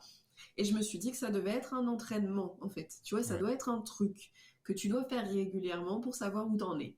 Et donc, je le fais, que ce soit de l'autoportrait ou de me faire photographier. J'essaye de voir un petit peu où est-ce que j'en suis par rapport à mon corps, par rapport à mon poids, par rapport à l'idée que j'en ai et la réalité, etc. Après, oui, par rapport au podcast, etc., oui, tout ça, c'est de l'autoportrait, en fait. Mm. Tout ça, c'est évidemment des choses qui ont rapport avec moi. J'essaye j'essaye de pas en faire que un truc sur moi, évidemment, parce que c'est même pas l'idée. Mais oui, ça transparaît. Et en même temps, je pense que c'est ça qui fait que les personnes peuvent avoir envie de me rencontrer et avoir envie de se mettre à nu devant moi parce qu'ils se rendent compte que je suis pareil, en Mais en fait. Que fait, ça marche que si tu es concerné, parce que c'est Exactement. d'autant plus ton podcast ne peut marcher que si tu as une connexion avec le sujet, en fait. De toute façon, d'une manière générale, un podcast ne peut marcher que si tu as une connexion par rapport au sujet, que le sujet t'intéresse et que tu as envie de progresser, ce qui est aussi mon cas ici. Le but, c'est aussi d'apprendre des choses en photo, et toi, c'est d'arriver à aider les gens à à être bien dans leur peau. Et effectivement, tu es obligé d'avoir une connexion au sujet. Si tu es totalement déconnecté, je ne vois pas ce que tu peux dire d'intéressant. Et en tout cas, avoir une vraie progression. Tu vois, toute la discussion qu'on a aujourd'hui me change de perspective aussi par rapport à la photo de boudoir, parce que pendant très très longtemps, j'ai eu cette vision déformée de photo Playboy. Et que finalement, je me rends compte en discutant avec toi que c'est pas ça. On aurait dû avoir cette discussion à Rise Up. Je pense que ça aurait pu être intéressant, mais du coup, comme on l'a enregistré, elle profitera certainement à plein de gens. Mais effectivement, ça permet aussi de décorréler ces deux concepts-là qui ont que ça n'est pas forcément sexuel. Ce qui est quand même Et ça ne doit important. pas l'être en Ouais. vrai. En vrai, oui. Non, mais c'est à partir du moment où tu réfléchis pas en détail à quelque chose, tu peux faire des raccourcis. Et à partir du moment où tu fais des raccourcis, tu t'exposes à ce genre de conneries. Et c'est pour ça que c'est important. Et je suis content d'avoir eu cette discussion avec toi. Tu vois, comme quoi j'avais vraiment besoin de temps pour digérer ton travail et comprendre ce que tu fais. On a bien fait, d'avoir cette discussion. Dernière question de la partie interview, avant-dernière question parce qu'après on va parler de boudoir couple, mais j'aime bien l'idée d'art augmenté et de créer une œuvre d'art à partir d'une photo, ce qui est quelque chose que tu fais de manière plus récente, j'ai l'impression. Je crois que je l'ai vu passer au moment où tu as vraiment commencé à le faire, c'était il n'y a pas si longtemps que ça. Je t'ai dit au départ, je pense que tu es plus arrangé dans la catégorie artiste visuel que photographe, d'une manière générale, même si photographe est ton métier, mais tu as quand même ce besoin de t'exprimer par l'image, quelle qu'elle soit. Là, tu fais de la broderie sur tes photos. Qu'est-ce que ça apporte à tes photos? Qu'est-ce que ça apporte à tes clients? Qu'est-ce que ça t'apporte à toi?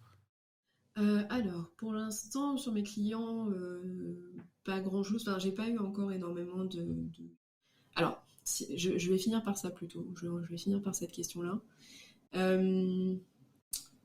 Alors, moi, je suis très attirée par le fait de modifier les choses, de sortir un peu de la réalité. Tu sais, je t'en avais un peu parlé par rapport à comment dire, à la peinture, mais c'est vrai que je suis pas une grande adepte non plus de Photoshop. J'ai pas envie de trahir non plus complètement ce que je vois, mais d'apporter quelque chose de plus. Donc c'est vrai que je me suis intéressée, aussi c'est assez récent, ça date de la fin de l'année dernière, à la broderie. Et bizarrement, j'avais pas envie de faire de la broderie comme tout le monde sur, sur des t-shirts ou des trucs comme ça. Je me suis directement dit, ça a l'air cool de faire ça sur des photos. Donc j'ai commencé à le faire sur des photos et sur des corps notamment. Et oui, ça se rapproche pas mal de mon idée du tatouage parce que comment dire, une des manières par laquelle, excuse-moi, je me suis réapproprié mon corps, c'est aussi le tatouage. Comme j'aime l'illustration, etc., le fait de choisir en fait un petit peu à quoi ton corps va ressembler m'a toujours attirée. Et pendant longtemps, j'ai regardé les artistes qui étaient tatoués ou les artistes tatoueurs avant de me lancer. Ça a pris du temps et maintenant j'ai du mal à arrêter. J'en ai fait un hier pour te dire, donc du coup voilà. Mais en tout cas, c'est quelque chose qui me plaît, cette modification-là. Et la broderie, ça te permet, enfin déjà en termes de texture, j'aime bien le fait qu'il y ait deux textures, le fait que tu rajoutes des choses, le fait que tu mets quelque part la photo prend un peu de dimension, un peu de 3D, tu vois, quelque part. J'aime bien le fait que tu travailles sur un corps, sur une image que tu as déjà réalisée. Parce qu'il y a des gens qui font de la broderie sur photo, mais c'est pas forcément les leurs. Moi, comme je te dis, j'aime bien être l'artiste du début jusqu'à la fin. Donc voilà. Donc c'est vrai que j'ai repris cet univers du tatouage sur les photos. Pour l'instant, en fait, c'est des choses que je commence à proposer à mes clients. Et j'ai eu, il y a pas très longtemps, enfin, si tu veux, quelqu'un qui a été très très importante pour moi, qui a des problèmes, on va dire, enfin, qui a une maladie, je vais pas en dire plus, mais elle voudrait que je fasse de la broderie sur une photo d'elle pour justement embellir cette chose qu'elle n'aime pas chez elle. Et là, ça a touché vraiment le cœur de ce que j'ai envie de faire quelque part, tu vois. C'est-à-dire que là, jusque-là, c'est vrai que la broderie, c'était en plus, c'était quelque chose que j'avais envie de faire en plus. Mais là, ça revient carrément sur de la photothérapie finalement. Et donc, j'avais pas forcément réfléchi à ça dans un mode médical de continuer à se réapproprier ou à évoluer ou à changer un corps qui nous plaît pas forcément de la manière dont on a envie. Mais là, ça m'a ouvert une porte, en fait, encore. Et ça m'a énormément touchée, parce que c'est vraiment, encore une fois, cette histoire de confiance, pour moi, c'est un truc énorme.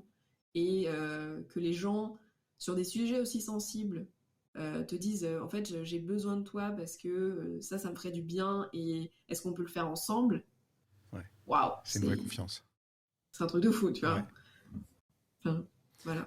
Moi, ça m'a sauté aux yeux, ça, parce que on en avait parlé, c'était encore à Rise Up.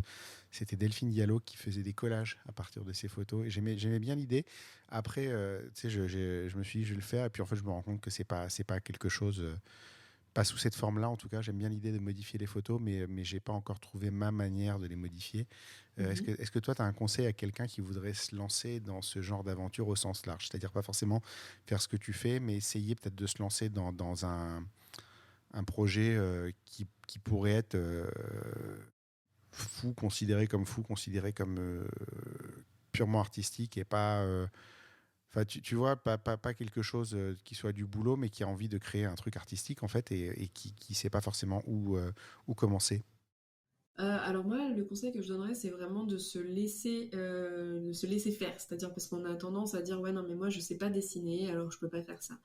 Ou alors, moi, je sais pas, j'ai pas forcément les goûts appropriés, ou j'ai pas fait, j'ai- je suis pas formée pour ça, ou tu vois, on se donne pas mal de barrières en permanence, tout le temps, en se disant, ouais, mais non, je sais pas faire Mm. ça, donc du coup, j'y arriverai pas. Moi, je considère pas que je sais dessiner, par exemple. Enfin, c'est un truc que j'aimerais. J'adore voir les gens qui savent dessiner, mais je considère pas du tout savoir dessiner. Il y a plein de choses que tu peux faire quand même, en fait. En fait, c'est arriver à dire, ok, ça, je sais pas forcément le faire, mais est-ce que je peux le faire d'une manière différente?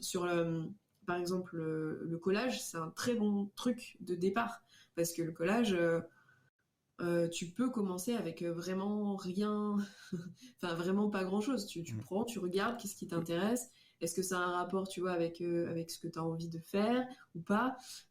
Si ton truc c'est Photoshop, par exemple, et que tu te dis, ah, il y a des gens qui font des trucs incroyables avec Photoshop, etc., ben, trouve-toi une formation qui est Mm. chouette. Prends le temps, enfin, il faut prendre le temps, et ça, c'est le Ouais. plus dur. En fait, c'est de se mettre à une table et de dire, ok, je vais commencer. Ok. Et au pire, c'est Toi, nul, je quoi. sais pas. De quoi? Au pire, Pardon. c'est nul, en fait, Au et pire, c'est personne nul. Bah, c'est n'a besoin de le exactement voir. ça. Et c'est un peu l'art-thérapie. Moi, je me suis un peu formée à l'art-thérapie, et ça aide. Ça aide à. C'est-à-dire qu'on s'en fout de à quoi ça va Mm. ressembler. Ouais. C'est-à-dire que l'idée, c'est pas de terminer quelque chose de beau et de le mettre au Louvre, tu Mm. vois. L'idée, c'est qu'à la fin, tu te dises, bah, je sais pas, en fait, ça m'a fait du bien, j'ai ressenti telle émotion. euh, Là, ça m'a aidé. Ah bah tiens, ça c'est une idée intéressante. Je l'ai peut-être pas super bien réalisée cette fois, mais pourquoi est-ce que la prochaine fois je ferai pas de telle ou telle manière? Alors ça demande du temps, ça demande, et je comprends les personnes qui, par exemple, ont des enfants et qui n'ont pas forcément euh, les- la place mentale, tu vois, de le faire. Il faut arriver à se dégager du temps. Alors, les enfants et l'art, c'est un faux problème, je suis désolé. Ah bah, C'est je sais pas, si j'ai tu pas as des d'enfants, c'est pour ça. enfants, si tu des enfants et que tu veux faire de l'art, tu peux le faire avec eux. Avec eux, c'est encore mieux, C'est carrément. et au contraire, ils vont t'apprendre des choses. Je raconte souvent cette histoire, mais à un moment, mes enfants, ils ont 5 et 7 ans, et je leur ai offert des petits appareils photo Instax, tu sais, Mm. les nouveaux Polaroid, en fait. Et je leur ai donné une cartouche chacun, donc tu as 10 photos à faire, et j'ai regardé ce qu'ils prenaient en photo. Et en fait, je me suis rendu compte que ce que eux prenaient en photo, c'était... alors, on a une plante verte dans le salon qui est morte depuis, mais on avait une plante verte dans le salon, et c'était eux qui l'arrosaient. Et ben, premier truc que ma fille a été prendre en photo, la plante verte, que moi j'aurais jamais pris en photo parce que ça m'aurait pas traversé l'esprit. Mais comme c'est elle qui s'en occupait, c'était un bout de sa vie, et elle a pris en photo ce souvenir-là. Deuxième chose qu'elle a pris en photo, le sac à dos de son frère, parce qu'on a été acheter le sac à dos pour aller à l'école de son frère. Elle a pris en photo ça. En fait, il prenait en photo des trucs que moi j'aurais pas spontanément pris en photo, mais quand il réfléchit, ça a un vrai sens, et tu comprends en fait pourquoi ils font ça et pourquoi tu devrais le faire aussi. Et du coup, tu remets en question ce que toi tu prends en photo sur un événement, par exemple, parce que tu as fait ça. Et les enfants, artistiquement, ont cette énorme qualité de ne pas avoir d'idées préconçues. Et donc, c'est pour ça que si tu fais un projet artistique, bah, fais-le avec eux. Moi, si je me mets à dessiner demain, je le ferai avec eux. Mm. Ou si je me mets à faire des collages photos, d'ailleurs, un jour, je pense que je le ferai avec eux aussi. Non, mais c'est toi qui as raison, hein, c'est encore plus. Eux, ils arrivent à lâcher prise beaucoup mieux que nous, hein. Donc au final, il y a des choses... Un, tu leur apprends des choses, tu leur ouvres l'esprit. Deux, ils t'apprennent eux des choses. Et ça, c'est hyper important. Donc les gens qui ont des enfants et qui disent j'ai pas le temps de faire des trucs artistiques parce que j'ai des enfants, il n'y a pas plus à côté de la plaque que ça. Parce qu'au contraire, c'est la meilleure opportunité de faire quelque chose d'artistique, c'est avec ses enfants. En plus, ça crée des trucs extraordinaires. Et peut-être que tu leur crées une carrière dingue derrière, simplement parce que tu leur as ouvert l'esprit sur quelque chose comme ça, quoi. Et un autre conseil que je donnerais aussi, c'est de se donner un thème, en fait, de limiter sa liberté. Ouais. C'est-à-dire que, en fait, plus tu vas avoir une liberté grande, et plus ça va être dur de créer. Parce qu'en fait, tu te dis, ouais, mais en fait, il y a trop de possibilités, tu vois. C'est impossible. Je sais pas quoi faire. Donc, soit tu te dis, je choisis un médium, et voilà. Donc, par exemple, ça peut être le collage, etc. Ou je sais pas, si tu as envie de faire de la poterie, tu te dis, ok, ça va être juste poterie. Là, tu choisis un thème, donc ça peut être n'importe quoi. Tu peux même chercher sur Internet un truc complètement random et dire, ok, il va falloir que je sois créatif sur cette question-là. Voilà, ça, c'est si t'as pas d'idée. Si t'as pas d'idée, mais que, en fait, c'est un exercice, en fait, c'est d'arriver à créer en permanence. Et il y a des gens qui arrivent à créer sans ça, mais si tu veux commencer à créer et tout, tu peux te dire, bon, bah, une fois par semaine, je me donne un impératif. Et ça peut être aussi pareil sur la photo, hein, ça peut être sur la photo de rue, etc. Donc on en parlait quand tu as le temps. Dire aujourd'hui, je vais travailler que sur des ombres, par exemple, ou je vais travailler que sur, je sais pas, des portraits de gens dans la rue, ou sur une couleur, le rouge, j'en sais rien. Tu te donnes un truc, un impératif, et c'est de là que tu vas être le plus créatif. Parce que justement, tu t'es donné des limites. C'est magnifique que tu dises ça, parce que hier, j'ai lu une phrase de David Duchemin qui est quelque chose de l'ordre de personne n'a jamais eu besoin d'être créatif pour résoudre un problème qu'il n'avait pas. C'est vrai. Ça résume extrêmement bien ce que tu viens de dire, en fait. Tu te mets une contrainte, et là, tu as besoin d'être créatif pour en sortir, quoi. Exactement. C'est ça. C'est beau. C'est beau. Dernière question de la partie interview. On va parler d'un type de photo qui est le boudoir couple. Je ne l'ai pas abordé plus haut pour le garder pour maintenant. Moi, je trouve déjà ça compliqué de rentrer dans la tête d'une personne. Là, c'est encore le niveau au-dessus parce que tu as deux personnes et tu as une dynamique entre les deux qu'il faut interpréter et dans laquelle il faut arriver à s'insérer. Question numéro 1, comment est-ce que tu les mets à l'aise? Comment est-ce que tu te mets à l'aise? Je t'ai donné tout à l'heure, quand on parlait de cette question, l'exemple d'un mariage récent. C'était mon premier de la saison, j'étais pas chaud du tout. C'était un couple qui avait une vraie tension. Il y avait une vraie tension qui existait entre les deux, elle était palpable. Et quand ils s'approchent l'un de l'autre, tu vois le désir, tu vois les trucs, ça m'a totalement déstabilisé. Et j'ai mis 10 bonnes minutes, sachant que j'avais pas beaucoup de temps pour faire des photos de couple en plus. J'ai mis 10 bonnes minutes à me remettre dedans. J'ai même eu la mariée qui, à un moment, j'ai senti une pointe d'inquiétude parce que tu sais, tu peux pas leur montrer à un moment que tu as un petit peu perdu pied. Et moi, malheureusement, ça s'est vu à ce moment-là. Et je pense qu'elle a un tout petit peu flippé. Donc, j'ai dû vraiment bosser comme un âne derrière pour rattraper ça et lui dire non, t'inquiète pas. Voilà. Comment est-ce que toi, tu te mets à l'aise? Comment est-ce que tu les mets à l'aise? Comment se fait l'alchimie dans ça? Moi, je pense que j'aurais été très contente justement. En fait, ce truc-là, c'est ce qui, moi, je recherche. Enfin, pas forcément une tension sexuelle de ouf où ils vont sauter dessus, tu vois, mais... Moi, elle m'a surpris, en fait, parce que je l'avais pas vu à ce point avant. C'est au moment des photos de couple. En fait, je crois que c'était un peu leur seul moment où ils étaient vraiment seuls tous les deux de la journée, tu vois, face à face, à pouvoir se prendre dans les bras. Et le truc est parti tout de suite, quoi. Tu voyais... je pense que j'ai plus été surpris de la force avec laquelle c'est parti que de la tension elle-même. Mais voilà, c'est juste pour situer. Mais pardon. Moi, j'essaye de prendre un peu le pouls toute la journée, en fait, entre les mariés, de savoir un peu qu'est-ce que je pense un petit peu justement de... Alors, pour le coup, des énergies. Alors, je sais pas comment dire, parce que tu le ressens, les énergies entre ces deux personnes qui sont dans une journée particulière de leur vie que tu ne connais pas, ou quasiment pas, parce que tu les as vus sur Zoom pendant 45 minutes, ou bon, éventuellement tu as pris un café avec eux, mais voilà. Donc moi, je sais que je me pose toujours la question de me dire, est-ce que je pense que ça va durer entre eux? Comment... Qu'est-ce que je ressens par rapport à ça? Et donc pour moi, il n'y a rien de pire que des mariés qui ne peuvent pas se toucher, quoi. Enfin, il n'y a rien de pire pour moi que des mariés où je sens rien entre eux et que du coup, je me dis, mais Ils se sont mariés pour l'argent. Oui, Comment pourquoi ils se ça sont se mariés? passe? Parce qu'on est Hein? d'accord que le standard, c'est plutôt la retenue, en fait, d'une manière C'est générale. souvent la retenue, c'est vrai, mais moi je sais que c'est des choses dont je parle assez facilement pendant le rendez-vous, où je dis en fait si vous êtes bien tous les deux et que vous vous sentez à l'aise de vous embrasser, de vous faire des câlins devant moi, on a tout gagné. Mm. Donc tu vois, c'est vraiment déjà une question de rapport physique et voilà. Après, moi, ça va dépendre. Si je sens qu'ils sont vraiment sur la retenue, etc., je peux éventuellement soit trouver un peu des jeux pour leur permettre en fait d'être occupés et donc de les détendre. Mais si j'ai deux personnes qui sont comme tes clients, je fais bah, banco en fait, j'ai vraiment besoin de rien pour que ça fonctionne.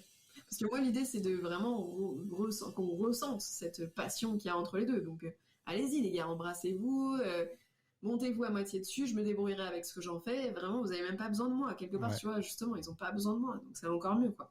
Et donc en fait, c'est vraiment, j'essaye de sentir ce rapport entre les deux, et c'est par rapport à ça que je vais me situer de qu'est-ce que je fais. Soit vraiment je prends le contrôle total parce que je sens qu'ils sont largués et que du coup je vais devoir les faire poser plus que d'habitude, ou est-ce que ils n'ont pas besoin de moi, ils sont déjà à fond et moi je me régale, je fais juste les photos quoi. Ouais, Donc, mais du coup, en fait, elle peut avoir l'impression que tu laisses le contrôle et que tu lâches le contrôle.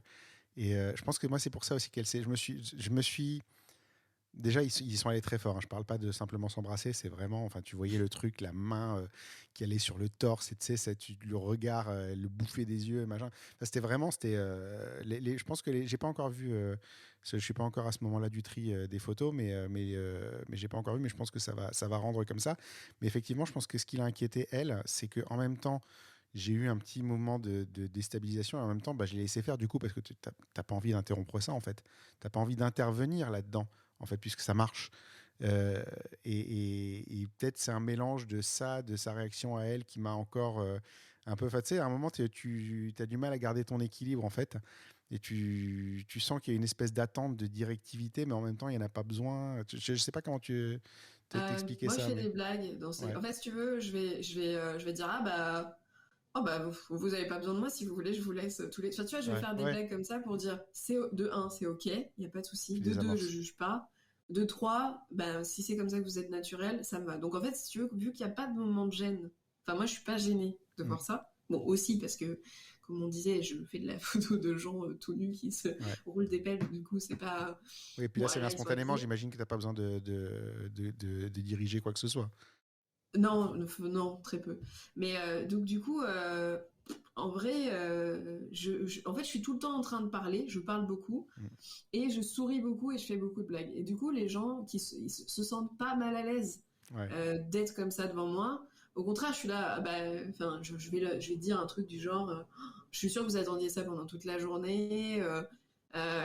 Parce que, enfin voilà, tout le monde a été autour de vous pendant toute la journée, donc du coup, allez-y les gars, quoi, vraiment faites-vous Ouais. plaisir. Et du coup, si tu veux, moi j'ai rarement des moments de gêne intense de la part des mariés parce que quoi qu'il arrive, et même si je peux, enfin tu vois, c'est pas ça qui moi va me mettre mal à l'aise. Et ça va Mm. être d'autres trucs, hein, ça peut être d'autres choses sur le mariage qui vont moi me mettre mal à l'aise. La dernière fois, il y a eu deux enfants qui se roulaient des pelles au milieu. Il y avait des enfants de 3-4 ans qui se roulaient des pelles par terre au milieu du cocktail. Et ça, je les ai pris en photo, mais je sais pas si je vais les mettre sur la galerie parce que Ouais, j'étais un peu gênée, tu vois. Alors que tout le monde était autour, ils marchaient autour et les ouais. gamins, ils étaient en train de se bouffer la gueule. Et je trouvais ça hyper bizarre quand même. Et j'étais là, genre, vous voulez. Ouais, tu te Non, demandes où vous ils ont faites vu ça, rien, vous les quoi. laissez. Ok. Bon. Et voilà, j'ai quand même pris des photos parce que je me suis dit, c'est pas parce que c'est gênant pour toi qu'il faut pas que tu le documentes. Mm. Euh, C'est plus mais facile tu de vois, jeter voilà, une c'est photo qui pas. existe que de recréer une photo qui n'existe pas, en fait. Hein. Voilà, exactement. Du coup, voilà, c'est des choses qui peuvent. Enfin, tu vois, il y a d'autres trucs qui peuvent être gênants, mais enfin, le fait que les amoureux soient à fond, ça me va. D'accord. On arrive à la conclusion de l'épisode. Mhm. C'est quoi le pire moment de ta carrière? C'est quoi le pire moment de ma carrière? Bah, au niveau mariage, j'ai réussi à perdre 1000 photos une fois. Mm. Bon, sur 2 jours, mais 1000 photos quand même. Donc ça, je crois que c'est le truc vraiment, Je l'ai mal vécu. Hein. Je crois que j'avais vu passer, tu avais fait un post sur Réseau, non? Ouais, Ouais, ouais. je l'ai vu passer. Je me rappelais pas que c'était toi, mais je me rappelle de ce post-là parce que c'est le cauchemar de tout le monde. C'est ça. Donc ça a été vraiment, je pense, le truc le pire qui me soit arrivé. Enfin ouais, bon, voilà, en tant que photographe de mariage, tu comprendras facilement. Ouais. Après, comme je t'avais dit, il y a eu une séance qui s'était pas forcément très bien passée sur la question boudoir, où là je m'étais sentie vraiment pas bien parce que j'étais pas bien et que ma cliente l'a ressenti. En même temps, c'est pas toujours facile non plus, tu vois. Il y a des périodes dans la vie où t'es plus ou moins bien, mais il y a des moments où il faut s'écouter et savoir que tu vas pas gérer comme tu veux et qu'il vaut mieux ne pas le faire plutôt que de, entre guillemets, prendre l'argent, prendre le temps de la personne et dire c'est pas grave, de toute façon ça se verra pas. Ouais. Si, ça se voit. Sur ce genre de choses, ça se voit. Donc voilà, ça je le regrette un peu. Après, sur la question du boudoir, etc., j'ai tellement plus de positifs que de négatifs que très sincèrement, il y a des personnes qui partent de chez moi, elles n'ont pas encore vu les photos, elles sont déjà, on dirait qu'elles ont 20 kilos qui sont partis de leurs épaules, quoi. Ouais. Pas parce que juste d'avoir eu le courage de le faire et de l'avoir fait avec moi. D'accord. C'est ça le meilleur moment, du coup? Ouais, ça c'est les meilleurs moments. Ouais. Ça c'est les meilleurs moments. Je pourrais pas te dire j'ai un meilleur moment. J'aime pas les concours. Je suis pas très concours photo. Je suis pas très. Mais voilà, quelqu'un qui me fait confiance sur un truc et qui repart avec le sourire ou qui dit parce que ce qui s'est passé, ça m'a fait tellement de bien. Je me sens tellement mieux dans ma peau. Bon ça en fait j'ai tout gagné quoi. Ouais. T'as fait ton job en tout cas. J'ai fait mon job. Après si j'ai des belles photos, c'est un mieux. bonus. Ouais. Mais j'ai fait mon job. Cool. Dernière question. Vas-y. Qui est-ce que tu me recommanderais pour un prochain épisode? Qui c'est que je te recommanderais pour un prochain épisode? Là, je me suis posé la question, mais je suis nulle à ça en recommandation. J'aime bien Julien, justement, si tu veux avoir un pendant un peu masculin, tu vois, de cette question-là, je pense que ça peut être intéressant de parler à Julien, parce que peut-être qu'il pourra te répondre sur des questions par rapport au fait d'être un homme et de faire des photos. Ouais, voilà. Et je pense qu'il peut approfondir, en tout cas, même si on a pas mal de choses en commun sur notre vision de la photographie, boudoir, etc. Je pense que ça peut être intéressant d'avoir ce côté-là et de dire ok, ouais, ça c'est un mec qui prend des photos de nana sans qu'il y ait rien. Enfin, que ça soit sans ambiguïté. Le moins ambigu du monde, voilà, c'est ça. Et bon, par contre, il parle beaucoup et très vite, je te le dis. Ok, je ralentirai le montage du podcast. Ok, c'est noté. Donc, Julien Sora, je mettrai les liens vers son site dans les notes d'épisode, comme ça les gens pourront aller voir et voter. Merci beaucoup, Margot.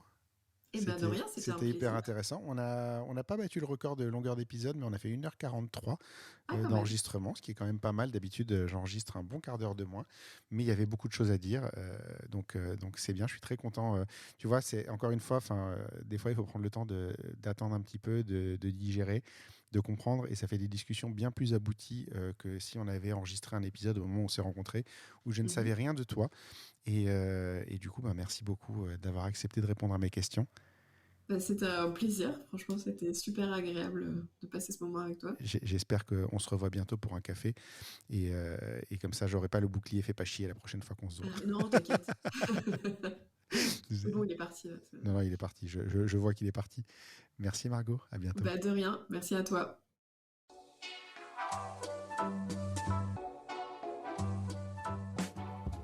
Merci d'avoir écouté cet épisode. N'oubliez pas de nous laisser une note et un commentaire sur Apple Podcast et Spotify pour nous aider à monter dans les classements.